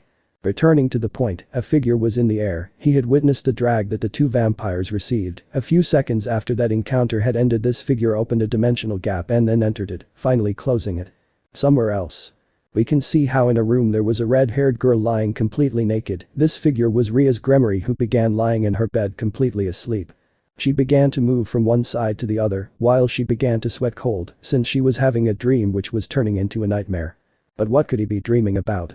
Inside the dream, we can see how Rias was sitting eating next to Yuno happily, until suddenly the boy's figure began to distort, making the Redeed worry, but unfortunately for her she couldn't move from her seat. Rias began to watch in complete horror as the distorted figure of her husband began to alternate between Kakabiel, Loki and Rizavan. She could only shake her head, watching in total shock as that man approached her, while continuing to alternate between the figures of the four men, which from one moment to the next they separated, each one being on their own, while they continued to approach Rias, who moved in desperation, watching as each of them licked their lips. Rias continued to struggle trying to free herself from that chair to which she was still stuck, but unfortunately for her the four men began to grope her, one touching her breasts, another caressing her intimacy, another caressing her butt, and the last claiming her lips. Redeed could only cry in silence, feeling disgusted for being touched by those four disgusting men who ruined her life, but before her eyes a figure of a certain brown-haired boy arrived. When she saw him she could not identify him since his face was blurry, the only thing that was distinctive was the color of his hair. She mentally asked him for help, hoping he would listen to her, but the boy was still standing there. The only thing she could do was scream in her mind, while continuing to ask for help, but from one moment to the next, the boy began to walk backwards, while he submerged himself in a darkness which began to consume all the space he was in. The Gremory could only scream in her mind not to leave, even seeing the brown-haired boy's figure which was totally dark. In a few moments the boy's figure began to shake intensely, deforming completely. Everything in the eyes of the girls who saw how the figure began to grow, in a figure of a fox with 9 tails, which mixed with the darkness, revealing its red eyes and its large fangs. Rias couldn't believe what she was seeing, totally confused and still being touched by the four men. Her nightmare ended with a great roar from the fox, which made her wake up suddenly, totally agitated, with a lost look and tears in her eyes. She did not understand what she had just dreamed. She did not say anything. Not a single question was asked, and not a word was said out loud, until a voice suddenly called out to her, frightening her. "Hello Rias-chan," greeted a certain Mao Leviathan. "Serafal-sama?" asked Rias doubtfully. "There, that's me," Serafal replied. "What are you doing here?" the red-haired girl asked again. "What am I doing here? Rias-chan, can't I visit my sister in harem?" the black-haired girl asks in a sweet tone, but Rias gets upset when she hears the word harem. "Don't say that again, he never existed and you know it, he was just a great," Rias said in panic, but her sentence had been finished by Serafal. "The big lie? Or Rias-chan, I'm not referring to those bastards, but to someone else," Serafal said in a greedy tone. "Huh? Who are you referring to?" asked Rias with a confused but worried tone. First get changed, we're going to join the others, and then you'll know who I'm talking about, Rias-chan, said the black-haired girl in a playful tone, while the red-haired girl was confused by it. Back in the Youkai faction. We can see how the Kitsune family was living together in a peaceful environment, but the black Kitsune was thoughtful. Reason. He was debating internally whether to tell them everything he had investigated with his shadows, until he finally made a decision. "My loves, I have to tell you something," Kurobara said in a serious tone, drawing the attention of both Kitsune women, except for Kunu, who was playing with her brother Naboki. What happened, love?" Yasaka asked curiously. "Yes, dear, what do you have to tell us?" Ari asked in the same way. "Well, what I have to tell you is..." Chapter 15. So that's what's happening, huh? In the room where the Kitsune family lay, a great deep silence was in the environment, for the simple reason that a few moments ago, Kurobara had told her something that had made them both serious. "Is that why those women have been appearing?" "HMPH, damn it," said a furious Ari whose tails were bristling with rage. "That's right, love, and I don't think it's just them, maybe there are more. According to what my shadows investigated, there are 39 women, of which 19 have already recovered the memories they had with my other self, that is, Issei. 10 have already escaped, and of those 10 we have already met 4, Kurobara commented in a serious tone, something that alarmed both Kitsunes. "So many women and only 4 have we met?" Yasaka said, impressed. "Without a doubt the problems are just beginning," said Ari in a thoughtful tone. "That's serious. Leaving that aside and returning to the topic, we have to be prepared. I don't think they are the only ones coming," said Kurobara in a serious tone, which put the two women on the same level. "Yes," they both shouted. "Well, leaving that aside, how is baby Yasaka?" Ari asked, changing the subject. Well, it's going well, I've had her in my belly for 2 months now, I think my belly is starting to show, Yasaka responded in a happy tone while caressing her belly. Laughs internally, a new life will soon emerge, someone else I must protect, Yasaka, Ari, my little Kunu and my little Naboki, I swear I will protect them, especially when it is my turn to fight against her in particular, thought Kurobara while watching his two beloved ones talking to each other and his two children were still entertained in their world. The rest of the night was normal, the trio of kitsunes had already fallen asleep, both were lying on the chest of their beloved, one on each side, on top of him was Kunu who slept curled up on her father's chest, and Naboki was between Ari and Kurobara while she hugged him protectively. In another place we can see how a group of women had finished talking, some had tears in their eyes, and others had a malicious smile, since they had been told about Issei and how he currently looked, omitting the parts where the two kitsunes had defended their own, plus they still did not know about the two vampires. This group were the 36 women Ilmenhold, Valeria and Mickey are not included, who once came to love the chestnut, some were beginning to talk about the chestnut until a certain infinity dragon had noticed something strange in the shadows of the room. The small figure was in the darkness, which when noticed quickly disappeared from the place, causing Office to have a serious face that had not been noticed by the girls who were immersed in their world. A while later the place was empty, each of them had gone to their respective resting place, all with the same thought, which was about going to see the brown-haired now black-haired. Of those girls we focused on a group of 4 girls being these sisters Taojo and Citri, where upon entering a room the girls began to kiss each other, Sona with Kuroka and Serafal with Kaneko. Little by little they began to undress until they were completely naked, beginning to rub their breasts against each other, stimulating their nipples, while they gave each other kisses that little by little became very lustful. While in their minds each of them was the brown-haired boy who did those lewd things to them, where the image of the brown-haired boy was superimposed on the image of each girl respectively. The excitement she was feeling was such that they began to rub their private parts against each other in a scissors position, quickly reaching orgasm, where they continued all night fantasizing about the brunette while using their friend as a means of mutual stimulation. In the underworld. It was morning and with it we see how a certain red-haired man got up from his bed, this was Surzich's who looked better compared to how he looked. His hair had been cut short, his beard was shaved off, and he slowly got up from his bed to go take a bath. After a couple of days, he began to resume his role as a Mau, thanks to his friend Ajuka. A long time later, the Crimson Mau had gotten ready to go to his office, where upon arrival a large amount of papers awaited him. With a deep sigh, he headed to his desk where he would begin to take the papers one by one to review them. Surzich's no longer cared about doing his paperwork, in fact it was helping him as it distracted him from remembering his ex-wife. Over time the pile of papers was decreasing to the point that up to noon, he was behind with this. About to leave, the red-haired man kept some things in the drawers of his desk, where when you opened one you could see a file, one of which had been saved by the maid who had cleaned his office. With a little confusion and nervousness I grabbed the folder where on the cover it had classified, and in the lower right corner was the name of Gryphilucifuge. The red-haired man, seeing this, didn't know what to do with that file. After a while of meditating on this laziness, he opened the folder to see its contents and start reading it. Every time he read more, little by little a negative feeling began to emerge, but what's in that file? Name? Gryphilucifuge. Race? Demon. Age? XXX I don't know how old she is v. Current status? Psychologically and mentally delicate. The patient Gryphilucifuge is currently in a delicate state regarding her mental and psychological state. The shock caused by the incident at the Uno party caused a state of mental block, denying everything experienced with him or clinging to memories where she was happy, where over time and after many therapies, the conclusion was reached that she was trying to remember someone.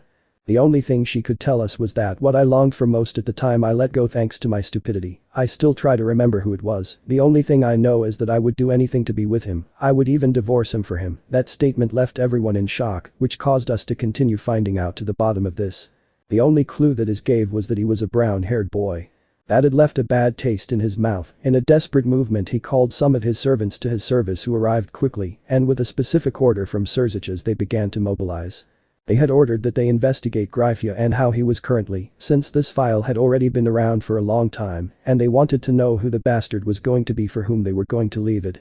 And speaking of the silver-colored film, she was heading to Kyoto with a group of women who were the matriarchs of the demonic houses who spoke happily of a certain chestnut. At first glance they seemed to be fine, but in their eyes there was a void which since the day they were betrayed by Yuno, they remained like that. While in the Youkai faction, we can see how a chase was taking place. A group of demons and fallen angels were flying at a fast speed while on their backs, they carried some bundles which moved desperately, while below them a black fox with 9 tails was following them. This was Kurobara, who had been chasing that group for a few minutes with the help of some Youkais who had been left behind thanks to the speed at which they were going. But how did we get to this point? Well, during the morning of today, the entire Kitsune family was going about their daily activities. The Youkai girl arrived at the gates of the Youkai castle. She could be seen tired as she had been running from far away. The guards at the gate quickly approached her to see what was happening. Runs towards the girl. "Little one, are you okay?" asked a guard. Breathes heavily. "Gentlemen guards, please. Call Kurobara-sama," said the girl in a choppy manner. "Okay, but what's going on? Why do you want to call him?" questioned a second guard. "It's an emergency. My little town was attacked by a large group of demons and fallen angels. They took girls and women. I was able to escape thanks to my mother. Please call Kurobara-sama," the girl asked, showing that she was scared, and upon seeing that, the guards called the black Kitsune, who upon knowing that quickly asked Ari to prepare some curved guards to accompany him. They quickly prepared to leave for the town, which upon arriving was in flames. Kurobara cursed himself for being late, but thanks to the fact that when he arrived at the place he summoned shadow clones which searched with the Youkais, he was able to find the group of demons and fallen angels, which had begun to take flight. Kurobara, knowing that thanks to his shadows, quickly transformed into a fox the size of a dog to begin to chase them, which upon noticing those presences increased their speed, thus beginning the initial chase. The enemies arrived at a cave where they quickly entered it thinking that they had lost the Kitsune, but what they would not expect was that the black-haired man would see them. He quickly approached the cave where he would detransform and then raise his hand with two of his fingers up, summoning a group of shadows which would quickly enter the cave, where screams of terror would begin to be heard. The curved guards arrived at the place, and seeing that their leader was standing looking at the entrance of the cave, they deduced that he was already taking care of it, so they just waited for instructions. After a short while the cave was completely silent. Inside it the clones of Kurobara dispersed, who upon sensing this with a voice indicated to the Youkais. "The cave has already been cleared, prepare medical equipment and have a group of you go in with me to look for the kidnapped people," ordered Kurobara as he headed into the cave, where after a few steps they had found the kidnapped people who were unconscious. Kurobara summoned some clones to take them out, but he knew there was something else, so they continued their advance. Several steps later, deep in the cave, there was a door, which Kurobara slowly opened while his companions raised their guard. Luckily, nothing had happened, so they continued on their way. They had arrived at a long corridor in which there were many doors. The black-haired man, seeing this, ordered the 4 guards who accompanied him to open some doors. They obeyed the orders, and with a little force they opened their doors respectively. What they saw had not been something pretty, since at each of the doors there was a Youkai woman in bad condition. The black Kitsune, seeing the expressions of his soldiers, went to see the interiors on his own. When he saw the inside of the rooms, he put on an expression of shock combined with anger, and without hesitation, he quickly contacted Ari to ask for some reinforcements, because there were more than 50 doors in that place. After a while, the place was invaded by some Youkais, who opened the doors to take out the women and teenagers who had been kidnapped there for who knows how long. The place was quickly dismantled by the group of soldiers, while Kurobara began to explore the place further to see what the purpose of this place was, which upon knowing this, he began to feel a great hatred towards the demons and fallen angels. Since this place was occupied as a white slavery site where anyone could come to pay for a woman and take advantage to grape her. Kurobara was furious, and looking closely at the place he realized that in that room, there was another door which led to another room.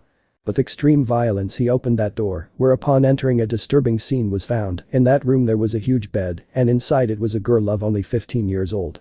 She had the appearance of a lowly Nekomata as she had cat ears and a tail. She was black-haired with long hair and bangs that covered her left eye. Her eyes were honey-colored, but in them, you could see that they did not have that shine, that characteristic shine that one should have. The little girl was looking at Kurobara with an empty and unexplained look. She with difficulty lifted her top so that tears began to come out of her eyes, and with a tender and brittle voice she said, "Daddy?" Following that she fell back onto the bed completely unconscious. Kurobara, seeing that, his heart began to ache, and he quickly approached the girl where he placed himself next to her. He delicately took the girl to put her on his lap, placing her head on his legs, where he began to analyze her with senjutsu, checking what her state was. And unfortunately, she was not feeling well. Her body was weak from lack of food and water. Her mental state was not well. She had also been raped by several men. And how did she find out about such specific information? Well, with the analysis of the whole body, she noticed that her intimate area had been damaged, and also why her aura was mixed. The Kitsune, upon learning this, felt sad. How could anyone have done this to a girl? Little by little, an instinct began to emerge from Kurobara. The black-haired boy grabbed the girl in his arms to carry her in a bridal manner, taking her away from that place. Within a few hours, the place had been evacuated. Outside the cave a large operation was taking place. The women who were in the rooms were being treated by doctors. While the black Kitsune was leaning against a tree while on his lap again was the Nekomata girl. After a while the Kitsune said to himself mentally, I have not used this power for many years, let's see what happened to you little one, how did you get to this damn place, followed by that the black-haired man invoked a magic circle with a bit of Yujutsu and put it on the girl's forehead where her being is inside the girl's memories. In another place we can see how a group of women arrived in Kyoto. They were Gryphia, Venelana, Lady Phoenix, Lady Citri, Lady Astaroth, Lady Agares and Miss Law. They had arrived with only one objective, which was to see that boy they once loved but had never dared to confess to thanks to a certain limitation that was their marriage. The entire group of women was strolling around the city center. It had been a long time since they had gone out, the wind was pleasant and the view too. They quickly went to look for a house to live in since they would stay there as long as necessary to see their beloved Issei. At the same time we can see how a blonde wet girl was next to an older brown-haired girl and an orange-haired girl. These were Rina, Asia and Mickey, which were heading to the Youkai faction. Also a group of dragons arrived in Kyoto in search of something that belongs to them and that according to them is theirs by right. Today even more problems came to Kyoto. Some of the women who wanted Issei settled in the territory and would do everything possible to be with him to the point that they would even kill to be with him. In the dimensional gap we can see how Great Red was talking with a certain copy of Office. This was Lilith who during all this time had become like a kind of younger sister to the Infinity Dragon. He was asking the black-haired girl for a favor since he felt that something big would happen in the future. While returning for Kurobara, he removed his hand from the Nekomata's head. During all that time that he was seeing his memories he had shed tears that only symbolized something, and that was that something had reached his heart. With great sadness for the girl, he hugged her protectively and with the girl in his arms, he took her away from that place where his mind was already retreating together with the women who were saved. With an indication Kurobara indicated to a guard to approach, he obeyed the order to go to Kurobara, who had asked him to carry her for a moment. He confused saw his leader who covered everyone with a cloak of shadows. That had confused everyone since the dome blocked their view of the outside, but from one moment to the next a roar had been heard and the floor began to move. The last thing they heard was like something had exploded and after a few seconds, Kurobara dissipated the dome that covered them, only to ask the guard who had asked the Nekomata girl to give her to him. He without complaint handed her over carefully only to then see how he left with the girl in his arms, thus resuming his way back to his faction. No one had noticed the huge crater behind it. In that place there was previously the site where they found some women of their species. Kurobara continued walking with his eyes forward without looking back. In his eyes, you could see the anger he felt while he delicately placed the girl on his shoulders. But you might be wondering what it was that Kurobara saw in the girl's memories that had made him so angry. Chapter 16. Somewhere in a forest, more specifically a cabin, you could see a somewhat peculiar family coming out of it with a big smile. This family belonged to the Nekomata race, with a mother and father belonging to this race, both wearing black kimonos with gold and silver details. While leaving that cabin behind them, a girl of about 10 years old also came out with shyness and curiosity. The parents, upon noticing this, just laughed lightly, since this was an everyday occurrence. Come on, little one, don't be afraid, it's the same thing we do every morning, said the woman in a loving tone. The little girl, upon hearing that, only tilted her head at those words and said in a tender tone, Hyodo. Hi, I'm Aiko and I suffer from short-term memory loss. That answer brought a smile to the family's face. Come on, daughter, we have to go for a walk, said the man there.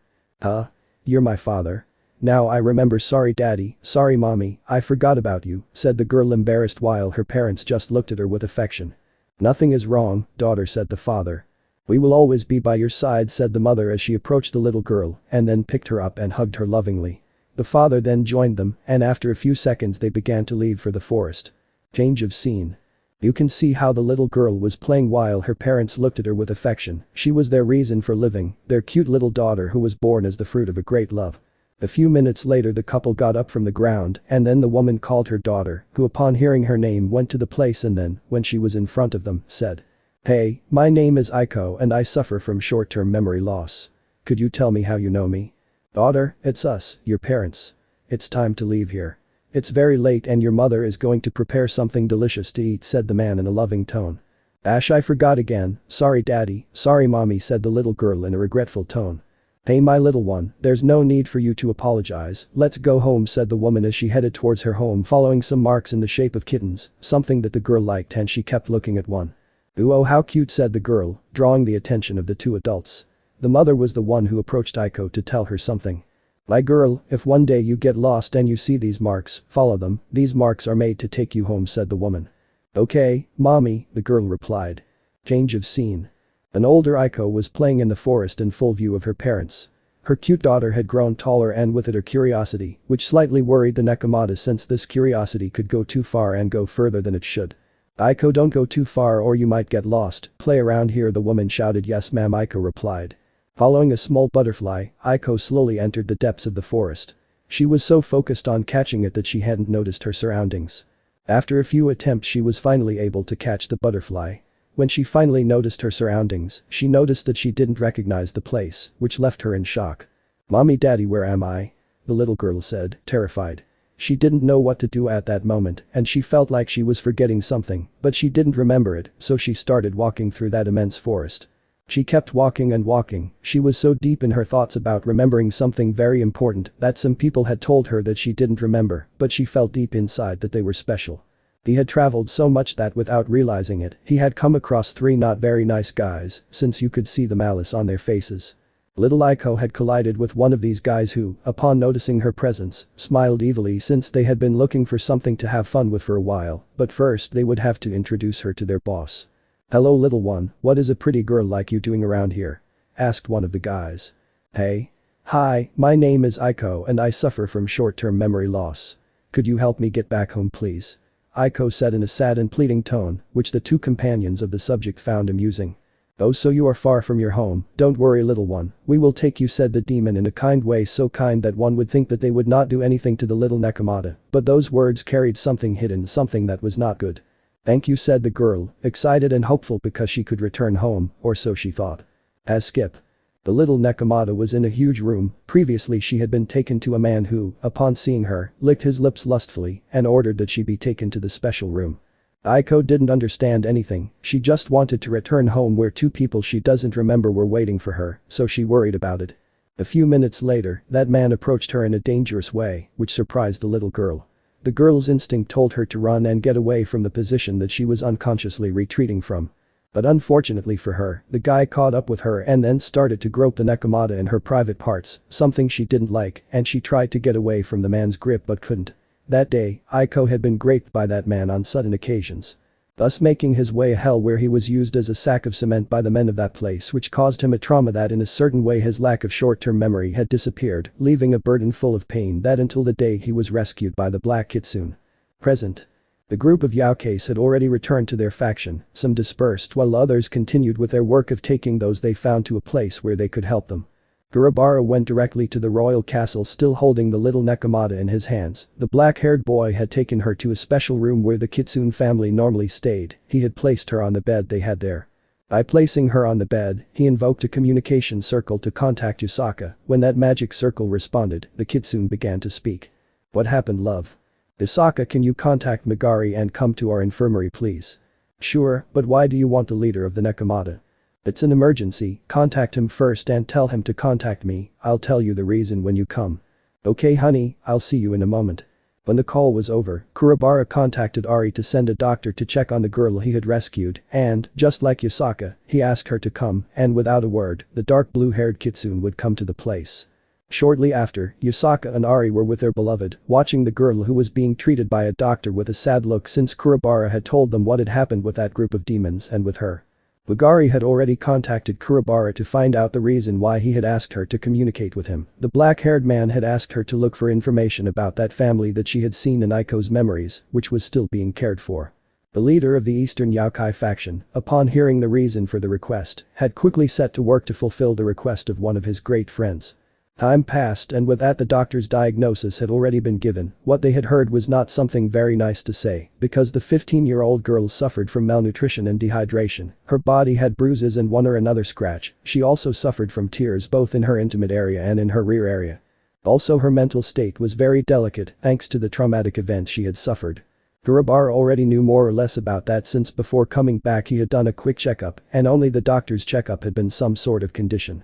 The 2 adult women began to feel enormous anger towards those demons that had hurt the poor girl, but they calmed down, knowing that their beloved had finished off that place, and very possibly the wretch who had hurt the Nekomata. And they were right, before Kurobara's clones finished off the demons and fallen, those who were inside had seen how their companions were easily killed by those shadows, these with fear of what would happen to them, the same went to hide in a bunker they had there in case of emergencies. The leader of the place was raping Aiko, but he had been interrupted in the act thanks to a guard who had told him what was happening outside and who was the one who had come, this one for fear of running into him in the same way he was going to hide with his people, but they had died thanks to the attack of the black-haired man which had disappeared the place. But returning to the present after a while the girl woke up looking around her with fear, at first glance she saw the ceiling and turning her gaze, the black-haired boy saw the three older kitsunes, who looked at her with sadness and concern. The doctor had already left the place, leaving only those mentioned previously, and with a weak tone the girl said. Hello. Hello my name is is. Aiko, I suffer from short-term memory loss. Thank you. For hell.ss.ing. Sniff. The little girl opened her eyes and saw that she was in a different place than she was before, and seeing how some Youkais looked at her with sadness and concern. She deduced deep inside that they had saved her from that horrendous place where they had not only deprived her of her freedom, but they had done horrible things to her, and unable to bear knowing that she was free any longer, she began to cry heavily. The black kitsune with his paternal instinct at its maximum had gone to hug her protectively, where she began to cry louder, knowing that she could live freely. Everything inside of the two women who were crying because of the scene that had taken place had made them sad to a high level. Somewhere else. In the underworld, a meeting of demons was taking place between the patriarchs of some demonic houses and the Crimson Mau, who could be seen serious like those mentioned above. Since a few moments ago Surziches had told them something that had left them totally stunned, but from one moment to the next, their expressions changed to ones of pure anger, directed towards a certain brown-haired now black-haired man. So because of that, Brad, were you going to change us? Said the black-haired man who was the patriarch of the Citri clan. What did they see in him that we don't have? It doesn't make any bucking sense, said a blonde blue-eyed man, being this the patriarch of the Phoenix clan. I don't know, but what I do know is that we must finish off that bastard and let those bitches see that he has nothing special, said the patriarch of the Astaroth house, who had said it in a sharp tone, an idea that was supported by those present. Do you have any ideas, Surziches, because from what you tell us you have been investigating them, and I feel that you already have a plan, said the patriarch of the Agar's clan. Indeed, answered the red-haired man, I already have a plan, but everything in its own time. Let's let a little more pass, but in the meantime we plan everything, calmly finished saying the Mau while in his eyes a red glow began to emerge. Long after. Several months had passed and during this time, Yasaka had already given Liz her second daughter who was named Senko. Kunu had already grown noticeably, having the appearance of a teenager of about 18 years old, despite the fact that she was already 23 years old. Naboki had already turned 1 year old, and with that Ari was happy. Aiko currently belonged to the Kitsune family since she had been adopted by him, since her blood parents had died from Great Depression, from not being able to find her. Something that had put the girl in the same way, but thanks to Kurobara, Ari and Yasaka, they had managed to make the Nekomata's sadness disperse and change to happiness. It had been a hard road, but not very complicated. The objective of the three adults was to protect Aiko's smile, and they would fulfill it at all costs. Now we are in the new present, everyone was doing their same activities as always, with the only difference that like Ari, Yasaka took care of Senko while she was doing her job. Aiko had become attached to Kunu, who felt a warm sensation in her chest at the time she was with the Nekomata. She also felt the same sensation as the Kitsune, the desire to always be together was mutual, something was being born deep inside her, a feeling of love was born from both of them without knowing it themselves. Also during this time the girls who once came to love Issei were watching Kurobara, obviously he already knew about that, but he did nothing because if they attack him or something like that, he will still do it, shooting to kill no matter what. To her surprise, the first to act in order to have her beloved back were the three dragons Tiamat, Urza and Valeria, who interrupted a family outing between Kurobara, Aiko and Kunu. Everything was going normally until a barrier rose above them, alerting the two girls who hugged each other in shock, Aiko in a frightened way, while Kunu hugs her protectively. Kurobara appeared calm as he searched for the location of the three people causing this barrier. It only took him a couple of seconds to locate them, and luckily for him he was surrounded in a certain way. One of the presences was in front of him, and behind him, while the last presence was above him, he deduced that he was flying. Everything was in a tense silence. Without realizing it, the two daughters of the black-haired man had approached their father, and in response, he took out his kitsune features to cover them with his tails, since they were in the human world, and had hidden their Youkai features to go unnoticed. Ara, how long has it been since I saw you, my love? Said the voice that was in the sky in a slightly andier tone. Hello buddy, or should I say, my love, said the voice in front of him. "I finally see you again, my little dragon," said the voice behind him, which were revealed one by one, showing a light blue-haired girl, a red-haired girl and a silver-haired girl. The three girls looked longingly at the black-haired man, who only responded with a serious look. While he looked at each of them analytically, he would react to any hostile movement, even if it was the slightest.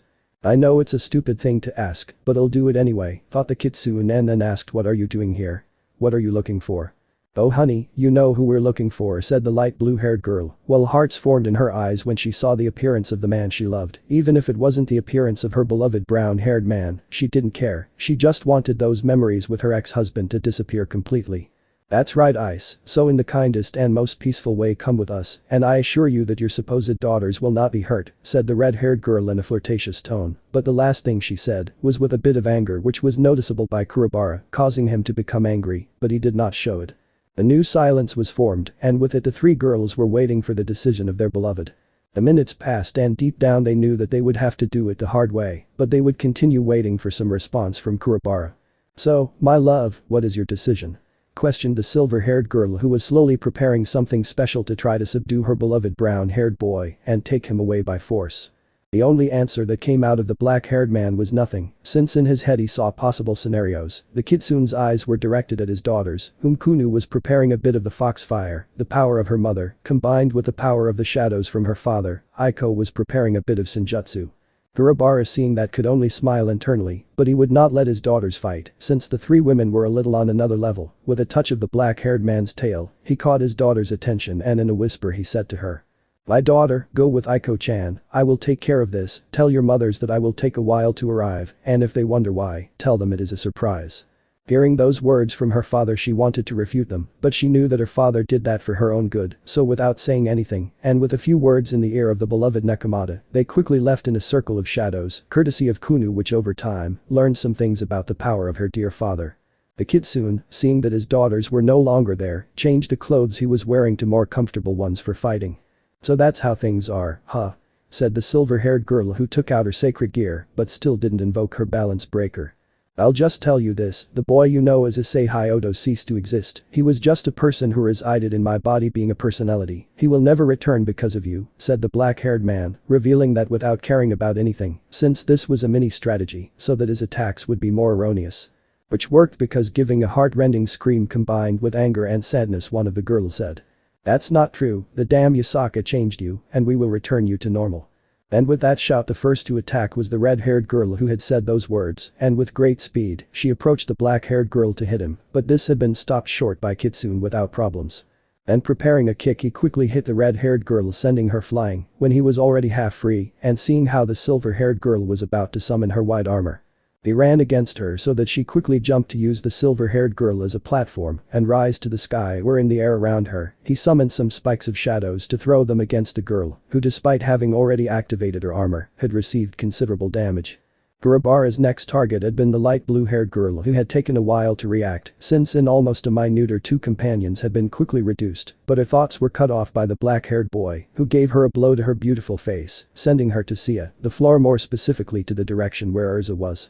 She left where she had been thrown by the black-haired boy's kick, but was again sent back to where she was because of Tiamat, who had fallen on top of her.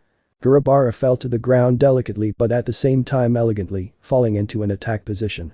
His human form, I just imagined it with his kitsune ears and his 9 black tails and his red eyes in the aforementioned position. The black kitsune knew perfectly well that this would not finish them quickly, and that is why he prepared for the next thing, since the three girls stood up with angry expressions. Chapter 17.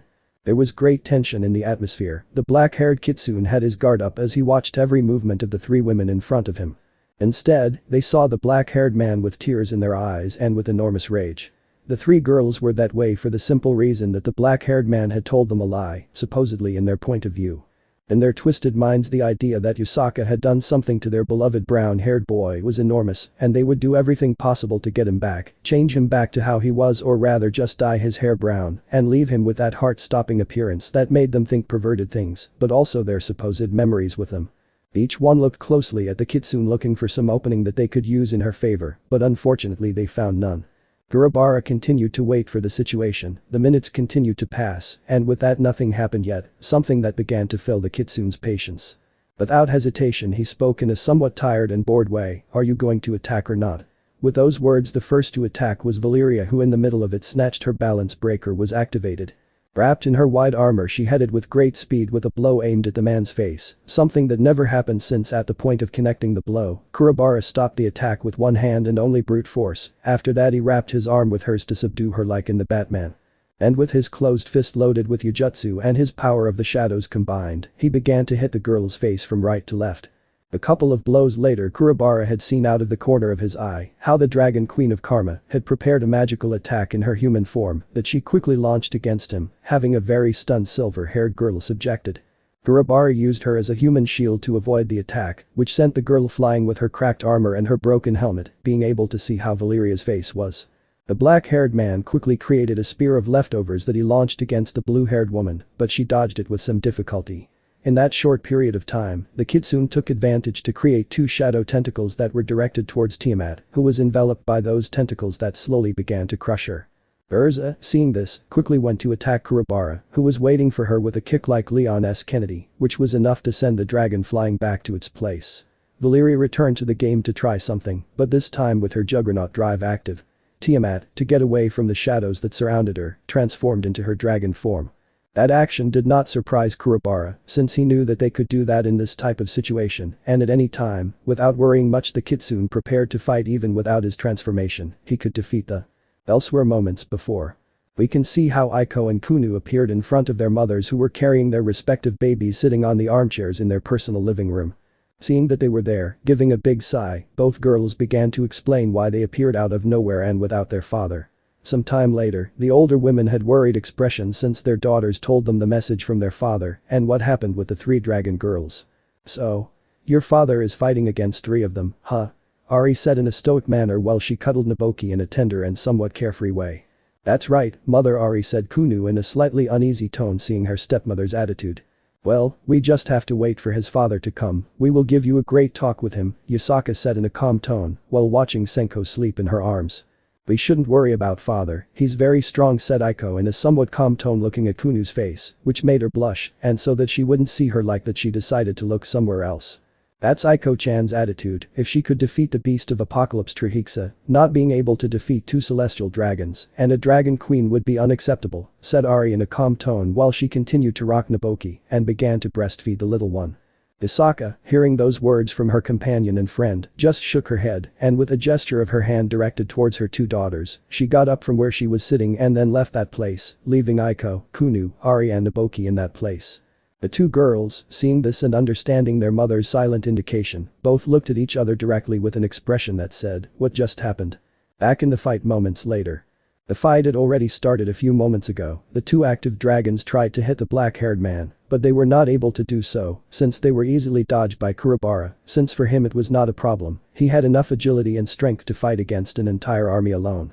A new fighter entered the scene, the Welsh dragon, with a great fire attack aimed at the Kitsune, but this was dodged by Kurobara very easily. After that, she created a bow of shadows and then tightened the string of it and a huge arrow was created. After it was already made, without hesitation, she released the back of the arrow, directing it quickly and directly towards the chest of the dragon, who barely managed to dodge it. In that mini distraction, Valeria tried to attack Kurobara from behind with a horizontal swipe, but as if it were nothing, he dodged it with great ease and returned the blow with great force, implemented directly in the pit of her stomach, causing the girl inside the Juggernaut drive to spit out a large amount of blood from her mouth. That blow had broken her ribs and a couple of internal organs that damaged her excessively. Valeria fell to her knees on the floor dryly at the same time that the Juggernaut drive was deactivated. Kurobara, seeing that, and without having any mercy, grabbed some momentum with his foot, moving it back and forth to quickly kick her in the back of the neck, which knocked out the silver-haired girl. Kurobara was about to finish off Valeria, but if it weren't for the fact that a white-haired girl appeared in front of him, he wouldn't have finished his task. That girl extended her arms protectively while an expression of contained horror lay on her beautiful face. The black-haired man had understood the silent message, so he left that aside and slowly turned to see his other two problems opponents. Alva Albion Femme mentally thanked the Kitsune and then checked the status of her carrier, leaving her shocked and even more horrified. Changing the scene, the attacks of both dragons began to attack the black-haired boy. Kurobara dodged the attacks of Tiamat and Urza, while they were beginning to get frustrated since in the entire fight they had not done any damage or a scratch to him, but they would not give up on taking him by force. The protagonist slowly began to get tired of dodging the attacks of both dragons all the time and mentally told himself, But how long will he continue attacking these women? While he was thinking that, he continued to dodge the attacks of both dragons until they had finally stopped the attacks, which the black-haired man took advantage of to create a spear of shadows. With great force and speed, that weapon was thrown against the blue dragon, who received it full force.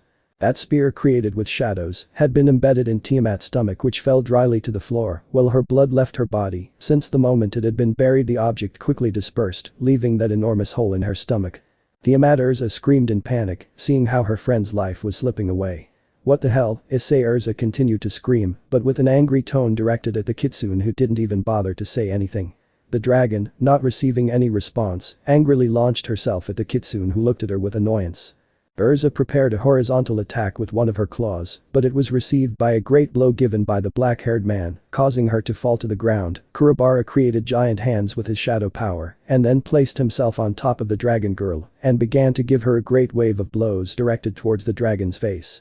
Seconds passed, and with that the blows slowly ended. Taking a big breath along with an expressionless look, Kurobara was preparing to finish off his punching bag. He brought his fists together to give a hammer blow, followed by that slowly raising his attack above it, ready to end her life with one blow. But suddenly he was sent flying towards some trees thanks to a blow from a certain gothic lowly dragon, who looked in the direction of the black-haired man seriously. Kurobara stood up from where he had been sent flying a little slowly while he observed the being that had hit him, putting on a serious face when he saw the cause of that small pain in his right cheek. The tension began to form in the atmosphere. The gaze of both collided with each other, their eyes reflected what they were currently feeling. Everything remained silent until that silence was broken by the Kitsune himself. "Ouroboros office," Kurobara said in an indifferent tone. Issei, he returned the greeting in a half-angry tone, and upon hearing how they called him, he frowned slightly, something that office noticed but did not give much importance to. She turned to look at Urza, who felt her consciousness slowly fading away, but seeing how the Infinity Dragon stared at her, she understood the silent order office was giving her. With a somewhat low but audible tone for the lowly, she said, "He is being controlled by Yasaka." After saying those words, the dragon fainted on the cold floor, while in the background we see a white-haired girl taking Valeria away from that place. The office slowly returned her gaze to Kurobara. Even more slowly the dragon goddess raised her hand to the height of her face while she released a little of her power and invoked a magic circle in the palm of her hand. The Kitsune, seeing her intentions, replicated her actions, but unlike her, a dark mass began to form in the palm of his hand while black particles came out of his body with even more intensity.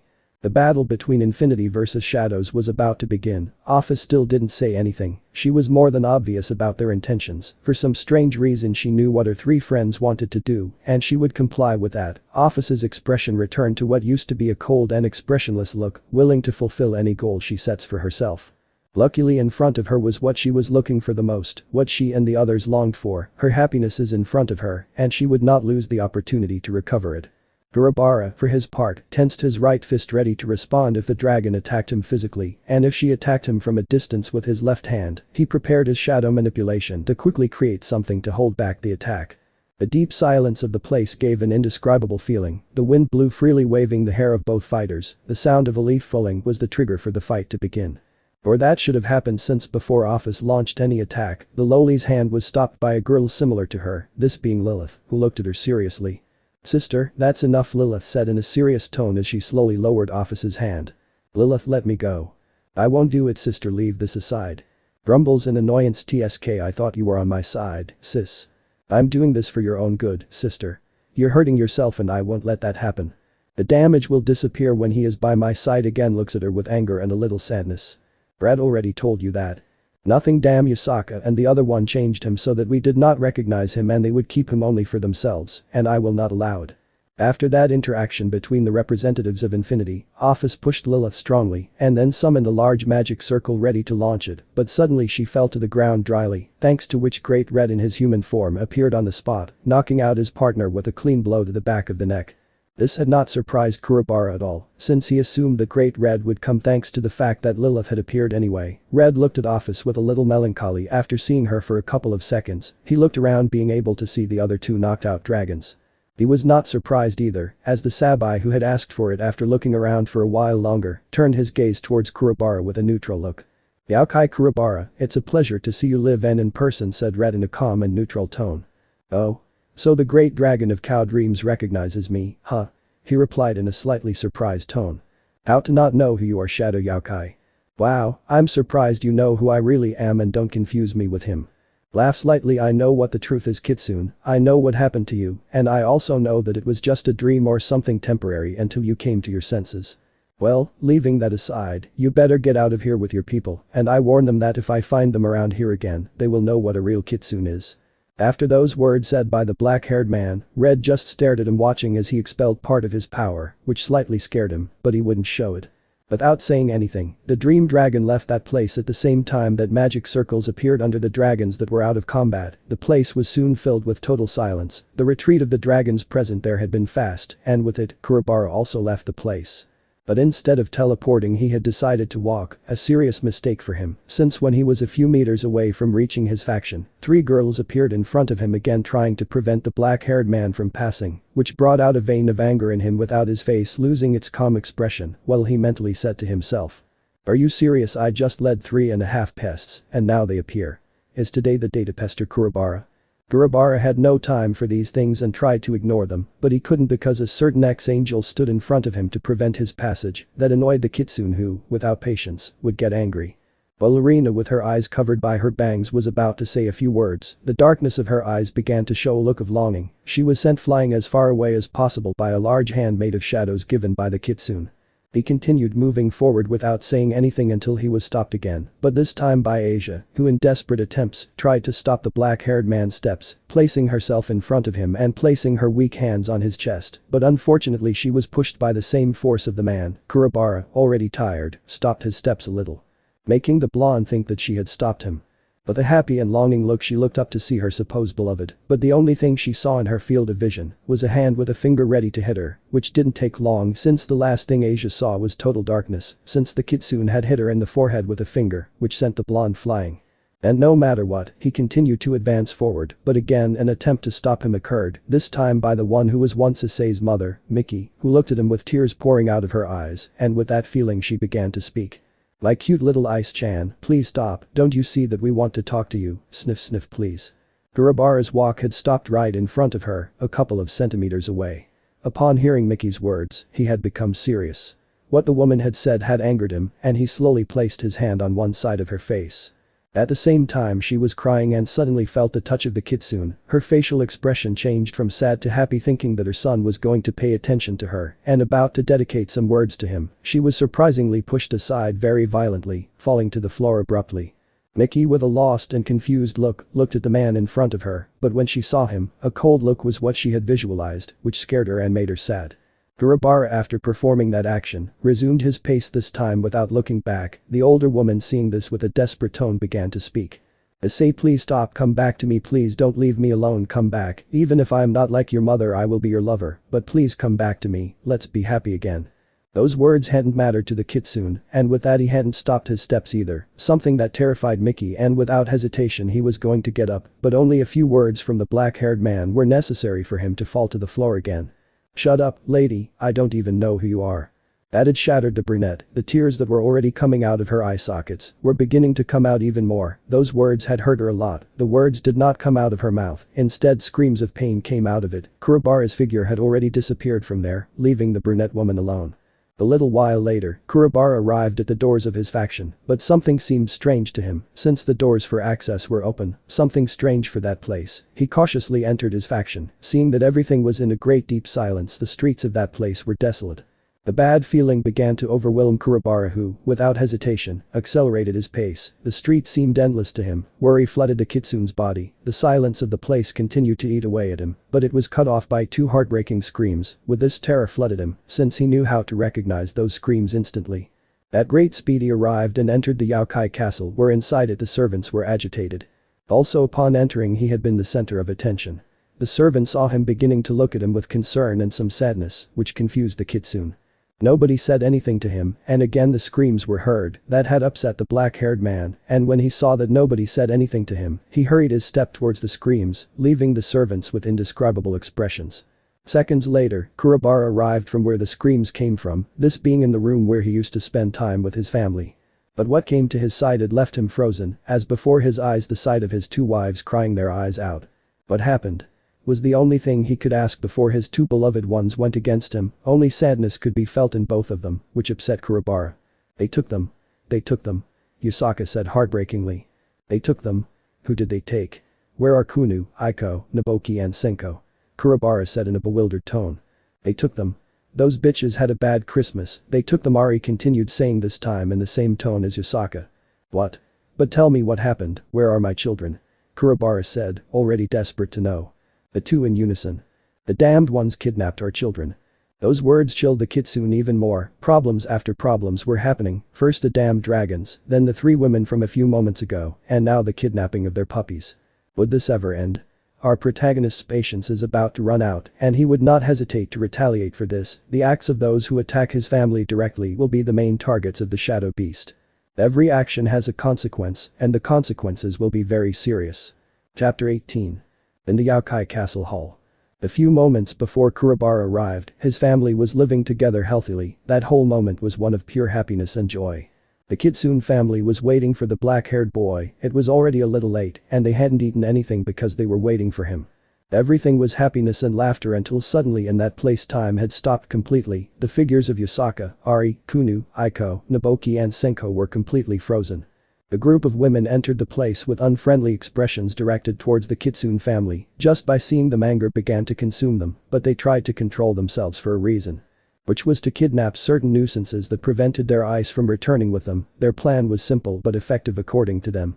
A simple and easy exchange, their children for the man they love. Luckily for them, the work had been easy. Years of experience had been demonstrated in that move. The Aguirre's ability to stop time was very timely and convenient. Some of those women grabbed the children with a bit of violence, while the others resisted the urge to hit the two Kurobara women. The kidnapping had been very short. That group quickly fled the place, but not before leaving a message written on a sheet of paper. Shortly after leaving, time returned to normal, and with it the confusion of both Kitsune. Bewilderment had come to their minds because of what had just happened. They could not explain what had happened in the blink of an eye. Their children were gone. The confusion was present among the women. In their sight, a note lay where their children had previously been playing. But the lost look, Yasaka was the first to react, going to see what the content of that note was, followed by Ari, who stood next to the blonde to read what the note said. What he was saying was, "Damn flea-ridden, bad-born t-shirts, man-stealers.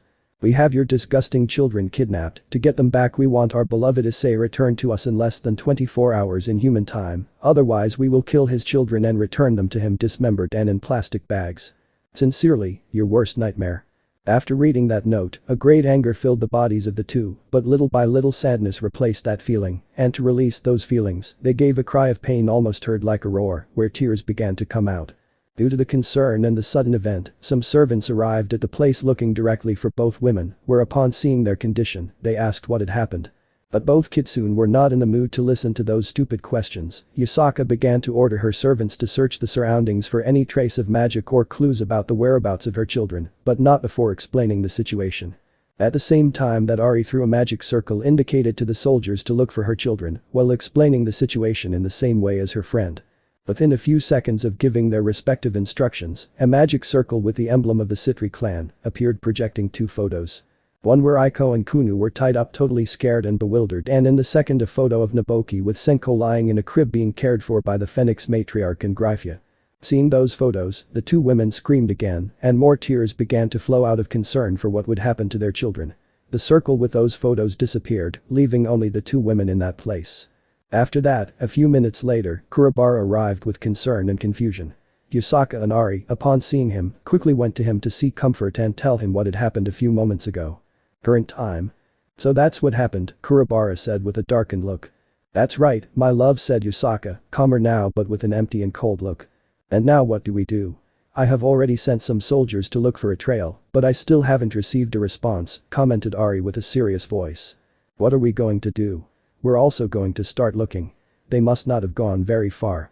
I met some of them while I was coming here, so they are most likely in Kyoto," Kurobara said in a calm voice, hiding his fury at those who dared to mess with his family. "Okay, then we have to start now, we are wasting valuable time," said Ari. "Understood, I'm going to call our allies too." "Don't call them," Kurobara interrupted Yasaka, "there's no need to bring them in, this problem is internal, we'll take care of it." "Okay. Then. I will summon the leaders of the alliance, we have to talk to them seriously." With a determined voice, Yasaka left the place leaving Kurobara and Ari alone. They also left that place with the objective of starting to look for their beloved children. While in another place. We can see how a large group of women were in the living room of a house staring at two of Kurobara's daughters, these being Kunu and Aiko. The looks they gave him were totally serious, while they suppressed their instinct to attack them and vent on them about the supposed theft that Yasaka had committed against them. The whole place was silent until a certain Redeed started talking. "Size, do you think your plan will work, mother?" Riaz asked her mother. "Oh, honey, it's the easiest way to get Issei back. You don't know what we parents are capable of to protect our children. Besides, as far as I know, those wretches love these scum very much." Venelana responded calmly and in a kind tone. "So we just have to wait for them to comply with the demand, right? But what happens if they don't comply? Or they set a trap for us?" Venelana-sama questioned Sakvaria in a dubious tone about that plan. "My daughter, do not worry, we already have contingency plans. If they do not comply with what we demand points to the Kitsune's children, they will die, and if they want to recover them by force, we will fight. We are very powerful high-class demons. We have years of experience backing us up," declared Lady Aguirre in a calm tone. "Well, now we just have to wait for them to contact us or look for us," said Gryphia in an emotionless tone. "That's right, we'll soon have our ice back," Laisha said in a dreamy tone. There shouted all those present at the same time that they began to talk among themselves about how their reunion with their chestnut would be and how their life would be from now on. They were all so immersed in their world that they didn't realize how Kunu was manipulating the shadows like her father, creating a small shadow doll, which with a mental order told her to seek help from her people or look for her parents and tell them where they were. The small humanoid shadow just nodded to quickly leave the place in Kunu's sight, while next to her Aiko was very scared since a certain black-haired Nekomata was staring at her with a tender smile. Kunu, seeing that, leaned her head on Aiko's shoulder and stared at her. The little Nekomata, feeling her sister's gesture and staring at her, calmed down a little, since Kunu's gaze towards her was one that said, "Calm down, everything will be okay." And that's how the black-haired girl calmed down more, and in the same way she rested her head on Kunu, hoping that her adoptive father would come for her and her little brothers. Back with the Kitsune family. The search for Kurobara's children, Ari and Yasaka, had already begun, each one contributing their grain of sand to locate their beloved children. Ari mobilized his people as much as Yokai, Kitsune and others tried to track down the little ones. Kurobara had created several creatures made of shadows to help him look for his puppies, and to his surprise, it was still a bit complicated for them, but he would not give up. Yasaka was drafting the statement for the alliance, she would be in charge of the diplomatic aspect, and she had already planned to speak with the leaders about past problems, but this time it was the straw that broke the camel's back. Now you will know what the Youkai were before. All this movement was great, nothing less was expected. The kidnapped had been the children of the three most important characters of their faction, so they would not stop looking for them. How would everyone not be worried if the children of their leaders had been kidnapped under their noses in some way? Time went on and no results were obtained. This was already a critical situation, and there was no progress. Little by little the desperation of Kurobara's loved ones was increasing in the same way the black-haired man, but he did not let himself be consumed. The search continued and continued until finally a sign of hope had arrived. Yasaka, Ari and Kurobara had gathered at a point in the Kyoto forest, along with some Youkai soldiers. The three main Kitsunes were giving instructions until suddenly Kurobara stopped speaking because he felt a tiny but striking presence, a familiar presence that caused him to move his head in various directions, seeming as if he were wild. Honey approaches him. "Are you okay?" Yasaka asked with severe concern, but Kurobara was still lost in himself. Whispering, "I'm detected," Kurobara said in a low voice, staring in a specific direction, causing everyone present to look in that direction. In that direction, the grass was moving violently, which alerted more than one person except the black Kitsune, who, at a slow pace, began to walk in that direction. Ari seeing that was going to speak but was silenced by Yasaka, who shook her head and with a fetus indicated to her that she should just look. All the Youkai soldiers present there moved aside to let their general pass, who continued to look at those herbs that were moving violently until he stopped in front of the herbs. In full view of everyone, a little shadow doll emerged from the grass, leaving everyone present and curious about the scene silent, except for Yasaka and Ari, who quickly realized who could have created that shadow doll. Kurobara leaned down to grab the being gently, but it did not resist, letting the Kitsune grab it. After holding the small being, he straightened his posture while bringing the shadow being closer to his ear. But after a couple of minutes the small shadow dispersed, leaving Kurobara still serious. Little by little his loved ones approached him with doubt. "Love, is everything okay?" Ari questioned while placing her hand on her beloved's right shoulder. "I know where they are," was the first thing the black-haired man said. "They are not very far away. We have to start moving," said Kurobara with his gaze in one direction. "Calm down, honey," said Yasaka. "I know we have to save our children as soon as possible, but..." We must have plans of attack, counterattack and rescue. We do not know how many of them there are." While Yasaka spoke and tried to persuade Kurobara, Ari finished speaking for Yasaka. "You're right, I need to calm down.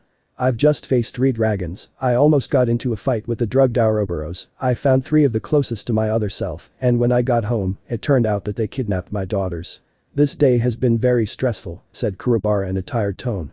Their confrontation had been at noon, lasting approximately an hour and a half. On the way back it had taken the faction half an hour, passing by the 3 women who stood in their way, arriving at his house, only to find out that his beloved children had been kidnapped by a group of those women who have made the brown-haired man's life somewhat stressful these last few days. So he began to look for them, spending 3 hours searching. Yasaka, seeing the state of her beloved, decides to approach her beloved to give him a kiss and look him in the eyes. "Calm down, love, this will end soon," sticks her forehead to Kurobara's chest. "It will end soon," said the blonde in a soothing tone while hugging the Kitsune. Approaches Kurobara to hug him from behind. "I agree with Yasaka, this will soon be over, besides I suppose you have a plan, right?" said Ari, whispering in Kurobara's ear, who just remained silent. Inhales and exhales to calm down. "Okay, let's do it," said the black-haired man in a relaxed tone. "Okay," both women said, then separated from their lover and stared at him, waiting for him to say something. They knew him perfectly and deduced that he possibly already had a plan in mind. The black-haired man straightened his posture. With a determined look he looked at his loved ones and then said to them, "Okay, I have a plan," something that made his loved ones smile since they were right. "Okay, and what would be the plan?" Yasaka asked in a serious tone when her attitude changed for a few moments. "The plan is a simple one. It is to give them what they ask for. Transforms into Issei. They want Issei Hyodo. We are going to give them my other self," he said seriously, leaving the soldiers surprised except for his loved ones. Thinks for a few seconds. "So your plan is to, so to speak, give yourself up to distract them," Ari commented analytically. "That's right, while we're distracting ourselves, a group of our best warriors will recover our children. Kunu's doll gave us their exact location, but before that, was there any address given for the supposed exchange?" Kurobara said in a serious tone. "No, they just left a note and sent us those images by magic circle," Yasaka said thoughtfully. Click's tongue. "This could be a problem. If they didn't give us the location and we suddenly go there, they will say, at what point did we give them the location, or at least they are so mentally damaged that they forgot that detail," Kurobara said thoughtfully at first, but then in a mocking tone, he said the last thing. "Honey, if they had told us the location, we wouldn't have started looking and would have gone straight to attack them for taking our children," said Yasaka, with a forced smile for that last part. "Touché," Kurobara said in a funny way, "but well, leaving that aside, Ari, go prepare the soldiers, have the majority return to the faction. Here I see half an army. We have to limit ourselves to using 50 soldiers, 25 Kitsune Youkais and 25 Crow Youkais. Create a strategy against a group of 16." Upon hearing that order, Ari began to obey it and began to mobilize his troops, leaving only Yasaka and him to discuss some probabilities and possible consequences. They will go with everything to recover their precious children, shoot to kill if necessary, a simple plan that could do a lot of damage to those who hurt their other self. The word revenge was captured in that plan. The hours had passed. In that house where the group of women was, boredom was present, some desperate and others tired. The 24-hour deadline had not yet expired. This plan had already seemed eternal to them, but they would succeed in recovering their beloved chestnut tree. Time kept passing and nothing good happened. Some had already fallen asleep from boredom and others were in their own world. Akuroka, seeing Aiko, had an idea come to her mind. "When I return with my little dragon, apart from the cute kittens we will have, this girl who looks a lot like me will be our adopted daughter. What a wonderful life I will have. Soon I will be happy again." Those were the thoughts of the black-haired Nekomata, while others like Venelana, Gryphia, Serafal, Riaz, Roygun and Miss La imagined unholy things they would do when they get their loved one back, some crazy nights where pleasure would never be lacking. Some of the rest of that group of women, such as Ravel, Sona, Leisha and Kaneko, imagined their upcoming reunion with a brown-haired boy, and that day that would be a very special one, the day they would marry Issei, where the bells rang and a great party was celebrated. Their imagination flew through the clouds without knowing that nothing would be as they expected. A few minutes had passed and each of them stopped what they were doing as they had detected 3 presences near the place. One of those presences made their heart rate increase greatly, but the other 2 made their blood boil with rage and anger. The causers of their happiness not returning to them were present here. Without complaining, all those present left that place, but not before taking the 4 children of the Kitsune. While outside the house, Ari, Yasaka and Issei were outside that place. A serious face could be seen on the 2 Kitsune, while on Issei, an expressionless face could be seen. They had barely arrived and they already wanted to leave, but first they would have to save their children to do that. The four of them had stopped in front of the house a couple of meters away and began to wait for the group of women to come out. At first they saw how after a couple of minutes the door of the house in front of them would slowly open as if it were a horror movie. The sight of both Kitsune had sharpened when they saw how the group of women came out with the same look as them. A couple of seconds later the entire group of females had already left, and as Kurobara had said there were 16 women in that group, these being Ria's Gremory, Sona Citri, Laisha Asterith, Sikvaria Agares, Roygun Belfiger, Ravel Phoenix, Seraphol Leviathan Citri, Lady Citri, Lady Phoenix, Benelana Gremory Bale, Dryfia Lucifuge, Lisla Bale, Lady Agares, Lady Asterith, Kaneko Shirin Taujo, Hiroka Taujo. The atmosphere had become tense and a deep silence had risen. The wind began to blow with great force, and the clouds, blacker than gray, were approaching as a sign of intense rain. The minutes passed and no one said anything. The silence was already becoming deeper if possible, but finally the whole atmosphere had dispersed as a trio of girls from that group stepped forward, these being Rias, Gryphia and Venelana, who had begun to speak. "So if you came, Yasaka, it's obvious that you were worried about your children," said Venelana in a calm but mocking tone. "Of course I care about our children, damn demon," Yasaka responded sharply. "What a mouth, darling," but changing the subject, "let's get straight to the point. You steal husbands, damage ice right away," said Rias. "Husband stealer? Do you know how much it cost us to find Issei?" Yasaka said in a serious tone. "Don't act innocent, Yasaka. We saw in that broadcast how your supposed husband transformed into ice to become that black-haired man again," said Venelana in a cold and serious tone. "Huh? Are you talking about Kurobara? He's here, right, darling?" Ari responded in an inquisitive tone while calling her husband.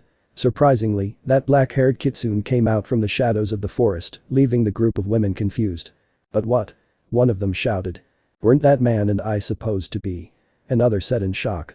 Each of them had immersed themselves in their own world. They had not expected this. The plans they had in case something happened or went wrong had collapsed. Had their eyes deceived them that day? Perhaps. Had that surprise left them hallucinating? Or something. This and more arose from the minds of each one, but they were taken out of their thoughts when they heard the voice of a certain blonde. "Very well, are you convinced now? Now let's go back to our children and we'll leave as if nothing happened." "Damn it," Yasaka said in a cold and serious tone. "Huh? So? Go with your brat somewhere else," said Gryphia in a confused tone. Like everyone else, their confusion was what abounded in their minds currently. Hearing that, Kuroka and Leisha released Aiko and Kunu respectively, while Miss Law and Sona went to hand over Senko and Naboki. Everything went well. For now. Yasaka, Kurobara, Ari, Kunu, Aiko, Naboki and Senko left that place, each mother carrying her baby respectively. At a slow pace they left that place, leaving the group of women alone with Issei. The deep silence had formed, gray clouds had completely covered the sky, drops of water began to fall, meaning the start of a light rain. Nobody said anything, being alone with their chestnut, they came out of their confusion. Nobody made any action or movement until a very determined Redeed began to walk towards the chestnut, who had his gaze on the ground. A few seconds after moving forward, the Gremory caught the boy in a loving hug, something she had been waiting for a long time, so she saw this as a new beginning for her life. The rest of the women approached with the same intentions. The man they loved had returned to save them from that darkness in which they were plunged because of those three damned men who occupied them at their pleasure. A new beginning would be about to happen by having him back at his side. Everything seems like a nice reunion after several years, 4 in total, almost 5, for some it would be the opposite. All the girls had already gotten close enough to be next to their beloved Issei. The rain covered everyone. They did not care that nature was acting. What was more important was the reunion they were having right now.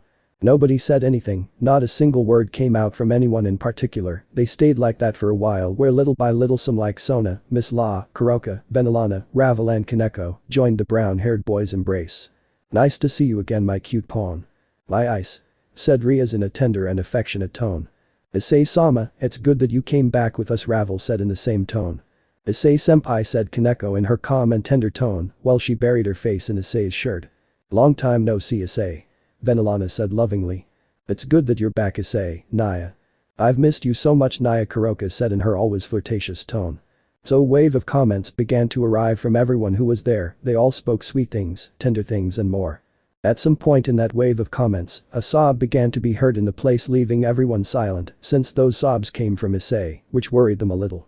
"What's wrong, Issei? Why are you crying? What's happening?" Gryphia asked worriedly. "Calm down, honey, you're with us again," said Miss Law in a calm tone. From one moment to the next a brown-haired boy escaped from the girl's embrace, worrying them. Issei-kun, what's wrong? Are you okay? Sona asked in a worried tone, but received no answer. They all began to implore him, ask him questions and say things in a worried and distressed tone, which only provoked the imminent crying of the boy. They were like that for a few seconds until everything fell silent thanks to a scream from the brown-haired boy, leaving only the sound of the raindrops falling. Stop. Ice-chan, what's wrong? Tell us what's happening to you. Serafal said in a sad and worried tone. Stop acting as if nothing happened, damn it, said the boy crying. Calm down, Issei, relax, we are here for you. Leisha tried to calm down, but obviously it didn't work. You are unfortunate. Those words from her supposed lover had left them frozen. How dare you look for me after what you did to me? But what, they laugh, but what, do I have to remind them what they did to me? They betrayed me. They changed me. They forgot about me. And now they come looking for their idiot. Issei, don't say that, we will. Who we love. If they loved me they would not have done that. Sona, don't say stupid things. Since they started moving away from me I asked myself. Am I doing something wrong? Is this my fault? Am I not giving them enough attention? Issei. Some said with their hearts in their hands. I just wanted a happy life with you. And you will have it, my beautiful chestnut, you just have to. But now I regret it. Hey? I regret like this for x 10 more times. Issei-senpai, don't say that, said Kaneko sadly and upset. I regret having met them. With tears in his eyes and a lost look the brown-haired man finished speaking, to then, in full view of all of them, take out a high-caliber pistol from his back pocket and quickly place the barrel on one of the sides of his head. That had left all the women there frozen and petrified. The brunette hadn't even given them time to react, since by just putting the barrel to their heads, he had pulled the trigger of the gun. The blood had splashed abruptly on the place. Those who had hugged the boy being closer had been splashed a little by his blood. And as if it had been a tragedy, the rain began to intensify. Shock. Regret. Sadness. It was the formula that they were all feeling. Tears began to flow in droves as if it were a waterfall. Some had fainted and the others had just fallen to their knees. The shock of seeing how their dear chestnut had committed suicide in front of them had left them frozen, and only a group scream could be heard in that forest. Issei. Let me know in the comments below if you guys want the next part. Also check out my other video that has been shown and left. Thank you for watching. If you enjoyed this video please like and share this video. And have a fantastic day. Bye.